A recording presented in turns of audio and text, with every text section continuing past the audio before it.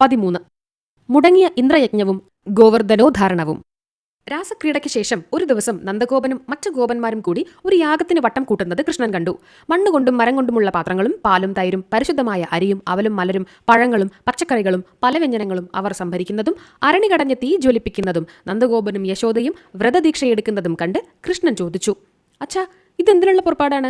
എല്ലാ കൊല്ലവും ശരത്കാലത്ത് നിങ്ങളെല്ലാവരും കൂടി എന്തൊക്കെയോ ചെയ്യുന്നത് ഞാൻ കണ്ടിട്ടുണ്ട്. കാര്യം എന്താണെന്ന് ഞാൻ ഇതുവരെ ചോദിച്ചിട്ടില്ല. ബാലനായ എന്നോട് നിങ്ങളാരും ഒന്നും പറഞ്ഞു തന്നിട്ടുമില്ല. എന്നാൽ എനിക്കിതിപ്പോൾ അറിയാൻ കൗതുകം തോന്നുന്നു. പറഞ്ഞു തരണേ. കൃഷ്ണന്റെ ചോദ്യം കേട്ട് നന്ദഗോപനും വൃഷഭാനവും ഉപനന്ദനനും മറ്റ് ഗോപവൃദ്ധന്മാരും കൂടി കൃഷ്ണനോട് പറഞ്ഞു, കൃഷ്ണ, ദേവേന്ദ്രനെ പ്രീതിപ്പെടുത്താനുള്ള ഇന്ദ്രയജ്ഞം തുടങ്ങാനാണ് ഞാൻ പുറപ്പെട്ടിരിക്കുന്നത്. മഴ പെയ്യിക്കുന്ന ദേവനാണ് ഇന്ദ്രൻ. നമ്മൾ പശുപാലകന്മാരാണല്ലോ.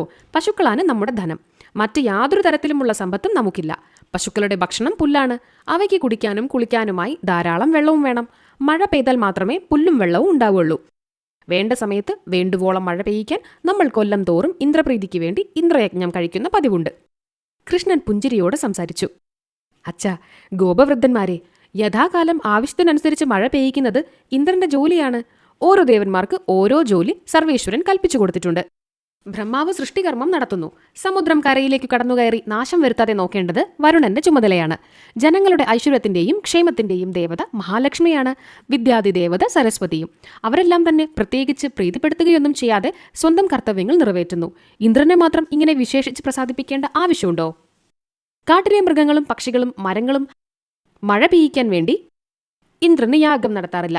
എന്നാലും കാടുകളിലും മലകളിലും സമുദ്രങ്ങളിലും പുഴകളിലും മഴ പെയ്യുന്നുണ്ട്. അതുകൊണ്ട് നമ്മൾ ഇന്ദ്രനെ പ്രീണിപ്പിക്കാൻ യാതൊന്നും ചെയ്യേണ്ടതില്ല.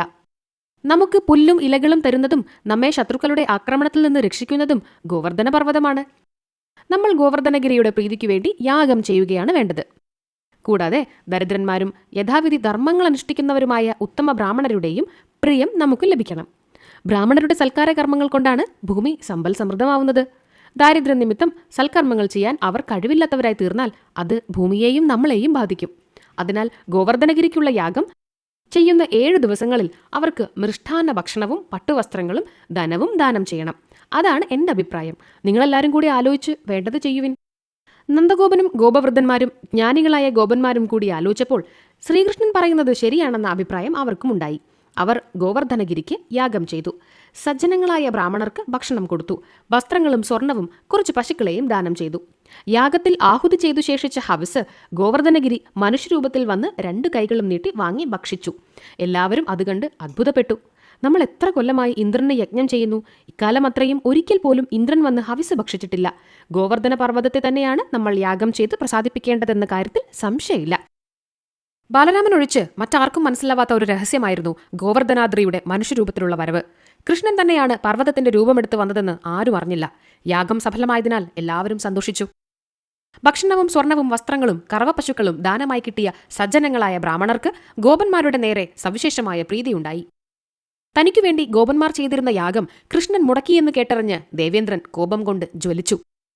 വിഷ്ണു ഭഗവാനാണെങ്കിലും ഇപ്പോൾ മനുഷ്യജന്മം എടുത്തിരിക്കല്ലേ. മനുഷ്യർ ദേവന്മാരെ വില വയ്ക്കാതിരുന്നാൽ എത്ര യോഗ്യനാണെങ്കിലും ശിക്ഷിച്ചു തീരൂ എന്ന് പറഞ്ഞ് പർജന്യദേവനെ വരുത്തി. പ്രളയകാലത്തെ സകല മേഘങ്ങളെയും ഗോകുലത്തിലേക്ക് അയച്ച് പെരുമഴ പെയ്യിക്കാൻ കൽപ്പന കൊടുത്തു. അഗ്നിദേവനും വരുണനും മറ്റു ദേവന്മാരും ദേവേന്ദ്രന്റെ അധികാരമതം കണ്ട് വായ പൊത്തിച്ചിരിച്ചു. പർജന്യദേവൻ പോലും മനസ്സിൽ ഇന്ദ്രനെ പരിഹസിച്ചുവെങ്കിലും കൽപ്പന പ്രകാരം ഗോകുലത്തിന്റെ മേൽഭാഗത്തുള്ള ആകാശത്തിലേക്ക് പ്രളയമേഘങ്ങളെ അയച്ചു. മഴക്കാറ് മൂടി ആകാശം ഇരുളടഞ്ഞതു കണ്ട് ഗോപന്മാർ പരിഭ്രമിച്ച് കൃഷ്ണനോട് ആവലാതിപ്പെട്ടു. കൃഷ്ണ, പെരുമഴ വരുന്നുണ്ട്, നമ്മൾ എന്തു ചെയ്യും? കൃഷ്ണൻ പറഞ്ഞു, ഭയപ്പെടേണ്ട, ഗോവർദ്ധനഗിരി നമ്മൾ രക്ഷിക്കും. മഴ തുടങ്ങിയതോടെ കൃഷ്ണൻ ഇടതുകൈയിലെ ചൂണ്ടുവിരൽ കൊണ്ട് ഗോവർദ്ധന പർവ്വതത്തെ കുത്തിപ്പുഴക്കിയെടുത്ത് വലിയൊരു കുട പോലെ ഉയർത്തിപ്പിടിച്ചു. ഗോപന്മാരും കുടുംബങ്ങളും പശുക്കളും കാളകളും പശുക്കിടാങ്ങളുമെല്ലാം പർവ്വതത്തിന്റെ ചുവട്ടിൽ മിനുസമുള്ള മണലിൽ ഇരുന്നു. ഒരു തുള്ളി മഴ പോലും ആരുടെ ദേഹത്തും വീണില്ല. മലയിലെ മരങ്ങളിൽ ഇല കാണാത്ത വിധത്തിൽ മിന്നാമിനുങ്ങുകൾ തെളിഞ്ഞ് മിന്നി ചുവട്ടിലുള്ള ഇരുട്ട് നീക്കി. കൃഷ്ണൻ മലയെ പ്രയാസം കൂടാതെ ഉയർത്തിപ്പിടിച്ചുകൊണ്ടു തന്നെ ഗോപബാലന്മാരെ ആശ്ലേഷിക്കുകയും പശുക്കളെ തലോടുകയും അമ്മ കുഴച്ചുരുട്ടി തന്ന ചോറുണ്ണുകയും ചെയ്തു. 7 ദിവസം തുടർച്ചയായി ഇടവിടാതെ ഘോരമായ മഴ പെയ്തു. അപ്പോഴേക്കും പ്രളയമേഘങ്ങളിലെ വെള്ളം തീർന്നുപോയി. മഴ നിൽക്കുകയും ചെയ്തു. ഗോപന്മാരും പശുക്കളും പുറത്തു കടന്നു. മല യഥാസ്ഥാനത്തു വെച്ച് കൃഷ്ണനും പിന്നാലെ എത്തി. ഗോകുലത്തിലെ ഭവനങ്ങൾ മുളകൾ, ഓലകൾ, കുഴച്ച മണ്ണ് എന്നിവ കൊണ്ട് നിർമ്മിച്ചവയായിരുന്നു. എങ്കിലും അവയ്ക്കൊന്നും പെരുമഴയേറ്റിട്ടും യാതൊരു കേടും പറ്റിയിരുന്നില്ല. എല്ലാവരും സമാധാനത്തോടെ പശുക്കളെ തൊഴുത്തുകളിൽ കെട്ടി അവരവരുടെ ഭവനങ്ങളിലേക്ക് പോയി.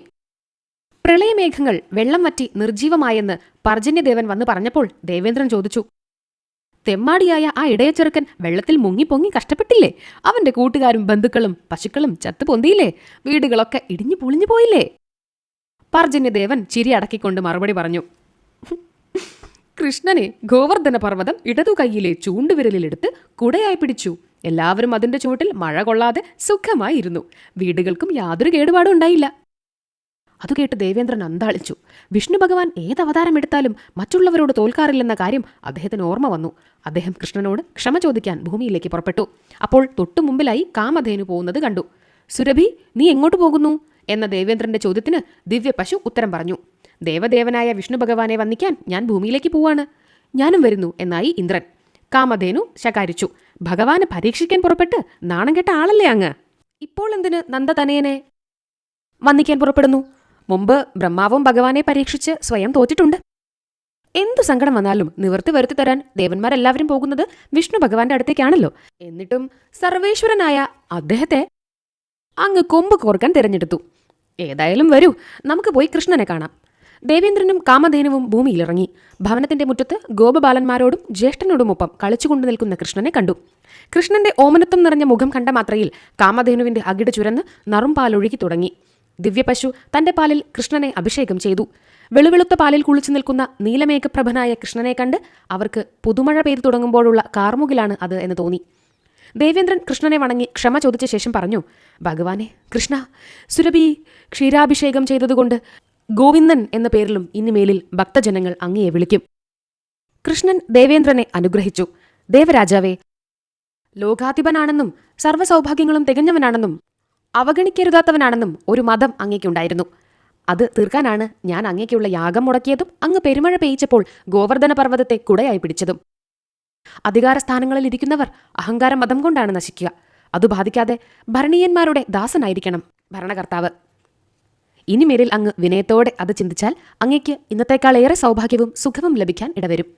ദേവേന്ദ്രനും കാമധേനുവും പോയ ശേഷം ഗോപന്മാരിൽ ചിലർ നന്ദഗോപന്റെ ഭവനത്തിൽ ചെന്ന് കോപത്തോടെ അദ്ദേഹത്തോട് ചോദിച്ചു, കുറെ കാലമായി ഞങ്ങൾക്ക് സംശയം തോന്നി തുടങ്ങിയിട്ട്. അങ്ങും യശോദാദേവിയും പൂർണ്ണചന്ദ്രനെ പോലെ വെളുത്തവരാണ്. എന്നാൽ ഈ കൃഷ്ണന്റെ നിറം അമാവാസി പോലെ കറുപ്പാണ്.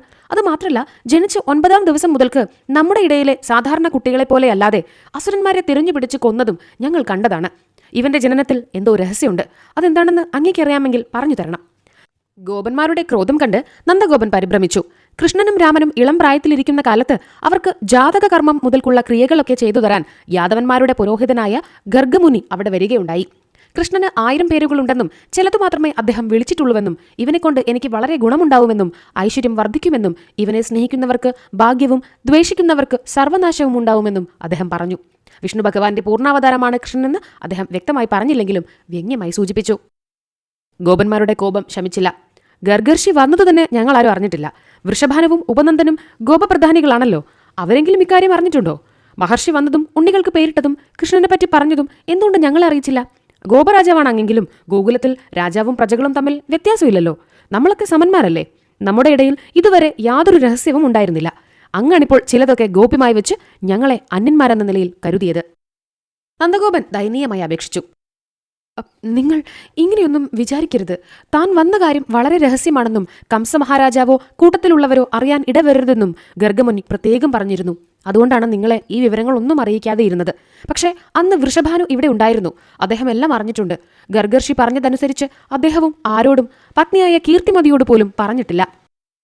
ഇപ്പോഴാണെങ്കിൽ അദ്ദേഹത്തിന്റെ മകൾ രാധയെ കൃഷ്ണന് വിവാഹം കഴിച്ചു കൊടുക്കാൻ ആഗ്രഹിക്കുകയും ചെയ്യുന്നുണ്ട്. രാധയ്ക്ക് 10 വയസ്സല്ലേ ആയിട്ടുള്ളൂ, കൃഷ്ണന് 12. 2 കൊല്ലം കഴിഞ്ഞിട്ട് മതി വിവാഹമെന്ന് ഞാൻ പറഞ്ഞത് അദ്ദേഹം സമ്മതിച്ചിട്ടുമുണ്ട്. ഗോപന്മാർ തമ്മിൽ നോക്കി. ചില ജാലവിദ്യകളൊക്കെ കൃഷ്ണൻ അറിയാമെങ്കിലും ഗോപമുഖ്യനും ഉത്തമനുമായ വൃഷഭാനുവിന്റെ മകളും സൗന്ദര്യത്തിലും സൗശീല്യത്തിലും അഗ്രഗണ്യയുമായ രാധയെ വിവാഹം കഴിക്കാനുള്ള യോഗ്യതയുണ്ടോ? ഞങ്ങൾക്ക് സംശയം തോന്നുന്നു. വിഷ്ണു ഭഗവാന്റെ പൂർണ്ണാവതാരമാണ് കൃഷ്ണനെന്നൊന്നും ഞങ്ങൾ വിശ്വസിക്കുന്നില്ല. ചെറിയ കുട്ടിയായിരിക്കുമ്പോൾ തന്നെ കളവും തട്ടിപ്പും സൂത്രങ്ങളും എല്ലാവരെയും അയക്കാനുള്ള കഴിവും കൃഷ്ണനുണ്ടായിരുന്നു. സ്വന്തം യോഗ്യത തെളിയിക്കാതെ രാധയെന്നല്ല, ഗോകുലത്തിലെ സാധാരണ പെൺകുട്ടികളെ ആരെയും തന്നെ കൃഷ്ണന് വിവാഹം ചെയ്തു കൊടുക്കാൻ ഞങ്ങൾ സമ്മതിക്കില്ല. അത് തീർച്ചയാണ്. താക്കീതുപോലെ ഇതു പറഞ്ഞ് ഗോപന്മാർ വൃഷഭാനുവിന്റെ ഭവനത്തിലേക്ക് ചെന്നു. ഗോപന്മാർ പറഞ്ഞതെല്ലാം കേട്ട് വൃഷഭാനു സൗമ്യതയോടെ മറുപടി കൊടുത്തു. നന്ദഗോപന്റെ വാക്കുകൾ മുഴുവനും വാസ്തവാണ്. ഗർഗർഷി അവിടെ വന്ന ദിവസം യാദൃശ്ചികമായി ഞാനും അവിടെ ചെന്നിരുന്നു. മുനി പ്രവചിച്ചതൊക്കെ ഞാനും കേട്ടു. നിങ്ങൾ വിചാരിക്കും പോലെ കൃഷ്ണൻ ജാലവിദ്യകാരനൊന്നുമല്ല. ഭഗവാന്റെ അവതാരമാണ് കൃഷ്ണൻ എന്ന് തന്നെയാണ് എന്റെയും വിശ്വാസം. രാധയെ കൃഷ്ണന് കൊടുക്കണമെന്ന് ഞാൻ ആഗ്രഹിക്കുന്നു. അവർ തമ്മിൽ അനുരാഗമുണ്ടെന്നും എനിക്കറിയാം. പ്രണയബദ്ധരായ കുമാരന്മാരെ വേർപെടുത്തുന്നത് പാപമാണ്. ഗോപന്മാർ അതുകെട്ട് നിർദ്ദേശിച്ചു. ശരി, അങ്ങനെയാട്ടെ, നമുക്ക് നോക്കാം. കൃഷ്ണന്റെ ദിവ്യത്വത്തിന് വിശ്വാസമായ തെളിവ് കിട്ടുന്നവരെ അവൻ ഭഗവാന്റെ പൂർണ്ണാവതാരമെന്നല്ല, അംശാവതാരമാണെന്ന് പോലും ഞങ്ങൾ വിശ്വസിക്കില്ല. അവരെല്ലാവരും കൂടി ആലോചിച്ച് വൃഷഭാനുവിന്റെ ഗൃഹത്തിൽ നിന്ന് കുറെ സ്വർണ്ണാഭരണങ്ങളും അമൂല്യങ്ങളായ രത്നങ്ങളും എടുത്ത് കിഴികെട്ടി. അവരുടെ നിർദ്ദേശമനുസരിച്ച് വൃഷഭാനു ആ കിഴിയുമെടുത്ത് നന്ദഗോപന്റെ ഭവനത്തിലേക്ക് ചെന്നു. സംശയാലുക്കളായ ഗോപന്മാരും കൂടെ ഉണ്ടായിരുന്നു. വൃഷഭാനു നന്ദഗോപന്റെ മുമ്പിൽ കിഴിവെച്ച് വിവാഹകാര്യം ഔപചാരികമായി സംസാരിച്ചു. എന്റെയും കീർത്തിമതിയുടെയും മകൾ രാധയെ അങ്ങയുടെയും യശോദാദേവിയുടെയും മകൻ കൃഷ്ണന് വിവാഹം കഴിച്ചു കൊടുക്കാൻ ഞാൻ ആഗ്രഹിക്കുന്നു. ഇത് വരദക്ഷിണയാണ്. കിഴി അഴിച്ചു നോക്കിയപ്പോൾ നന്ദഗോപൻ ഞെട്ടിപ്പോയി. സാധാരണ ആചാരമനുസരിച്ച് വധൂപിതാവ് കൊണ്ടുവരുന്ന വരദക്ഷിണയുടെ ഇരട്ടി വേണം വരപിതാവ് വധൂദക്ഷിണയായി കൊടുക്കാൻ. അത്രയധികം സ്വർണവും രത്നങ്ങളും അദ്ദേഹത്തിന്റെ പക്കലുണ്ടായിരുന്നില്ല. എന്തു ചെയ്യണമെന്നാലോചിച്ച് ഒന്നും തോന്നാതെ നന്ദഗോപൻ അന്ധനായി നിന്നുപോയി. വൃഷഭാനുവും ഗോപന്മാരും വധൂദക്ഷിണ കിട്ടാൻ വേണ്ടി കാത്തു നിൽക്കുകയായിരുന്നു.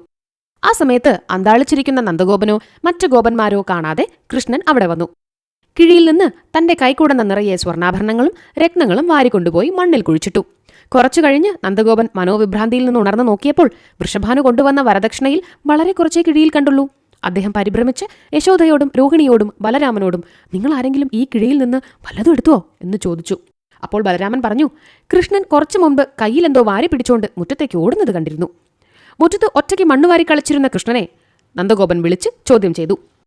കൃഷ്ണൻ നിശംഖം മറുപടി പറഞ്ഞു, കിഴിയിൽ നിന്ന് കുറെ രത്നങ്ങളും സ്വർണ്ണാഭരണങ്ങളും ഞാൻ എടുത്തോണ്ട് പോയി മുറ്റത്ത് കുഴിച്ചിട്ടിട്ടുണ്ട്. എന്ത് സാധനമായാലും മണ്ണിൽ കുഴിച്ചിട്ടാ മുളയ്ക്കുമെന്ന് അച്ഛൻ പറഞ്ഞു തന്നിട്ടുണ്ടല്ലോ. വരൂ, അത് മുളച്ചിട്ടുണ്ടോന്ന് നമുക്ക് നോക്കാം. ഗോപന്മാർ പരിഹാസച്ചിരിയോടെ കൃഷ്ണന്റെ പിന്നാലെ ചെന്നു. നന്ദഗോപനും യശോദയും രോഹിണിയും ബലരാമനും വൃഷഭാനുവും ഒപ്പമെത്തി. കൃഷ്ണൻ സ്വർണ്ണാഭരണങ്ങളും രത്നങ്ങളും കുഴിച്ചിട്ട സ്ഥലത്ത് നല്ല ഭംഗിയുള്ള ചെടികൾ മുളച്ചു നിൽക്കുന്നതാണ് അവർ കണ്ടത്. അവയുടെ ഇലകൾ മരതക രത്നങ്ങളായിരുന്നു. പല പല നിറങ്ങളിൽ കണ്ട പൂക്കൾ മാണിക്യവും ഇന്ദ്രനീലവും പത്മരാഗവും വൈര്യവും വൈഡൂര്യവും ഗോമേതകവും പവിഴവും വെൺമുത്തും മറ്റമൂല്യ രത്നങ്ങളുമാണെന്ന് അവർ കണ്ടു. വരദക്ഷിണയുടെ ഇരട്ടിയിലധികം വധൂദക്ഷിണ കൊടുക്കാൻ നന്ദഗോപന് പണിപ്പെടേണ്ടി വന്നില്ല. ഇങ്ങനെ വല്ലതും സംഭവിക്കുമെന്നറിയാമായിരുന്ന വൃഷഭാനു ഒഴിച്ച് മറ്റു ഗോപന്മാരൊക്കെ അമ്പരപ്പോടെ നോക്കി നിന്നു. കൃഷ്ണന്റെ അസാധാരണമായ ദിവ്യത്വം അവർക്ക് ബോധ്യമായി. നന്ദഗോപനോട് ക്ഷമയാചിച്ച് അപരാധബോധത്തോടെ അവർ മടങ്ങിപ്പോയി. 14. സുദർശനനും ശംഖുചൂടനും അരിഷ്ടനും. കൃഷ്ണനും രാമനും 13 വയസ്സ് കഴിഞ്ഞു. രാധയുമായുള്ള വിവാഹം നീണ്ടുപോയി. ബലരാമന് യോജിച്ച ഒരു ഗോപവധുവിനെ കണ്ടെത്തിയിട്ട് രണ്ടുപേരുടെയും വിവാഹം ഒപ്പം നടത്താമെന്നായിരുന്നു നന്ദഗോപന്റെയും യശോദയുടെയും രോഹിണിയുടെയും വിചാരം. കൗമാരപ്രായം കഴിഞ്ഞിട്ടില്ലാത്ത കൃഷ്ണനും രാധയ്ക്കും വേഗത്തിൽ വിവാഹം നടത്തണമെന്ന് ആഗ്രഹമുണ്ടായിരുന്നതുമില്ല. അവർ തമ്മിൽ പലപ്പോഴും കാട്ടിലും കാളിന്ദി നദിയുടെ കരയിലും താമരപ്പൊയ്കയുടെ അടുത്തുമുള്ള വിജനപ്രദേശങ്ങളിൽ കണ്ടുമുട്ടുന്ന പതിവുണ്ടായിരുന്നു. ഒരു കാലത്തും കൃഷ്ണനെ പിരിഞ്ഞിരിക്കേണ്ടി വരികയില്ലെന്ന് രാധ ഉറപ്പായും വിശ്വസിച്ചിരുന്നു. അതിനാൽ പ്രതിശ്രുത വധുവരന്മാരായ അവർ നവവിവാഹിതരെ പോലെയാണ് ജീവിച്ചിരുന്നത്. ആരും അതിൽ തെറ്റൊന്നും കണ്ടതുമില്ല. കടുത്ത വേനൽക്കാലമായിരുന്നതിനാൽ ഗോപന്മാരെല്ലാവരും രാത്രിയിൽ വീട്ടുമുറ്റത്തെ മണലിൽ പായ വിരിച്ച് കിടന്നുറങ്ങുകയായിരുന്നു പതിവ്. നന്ദഗോപന്റെ വിശാലമായ വീട്ടുമുറ്റത്ത് അദ്ദേഹവും ബലരാമനും കൃഷ്ണനും മാത്രമല്ല മറ്റു കുറെ ഗോപന്മാരും വന്ന് കിടന്നുറങ്ങിയിരുന്നു.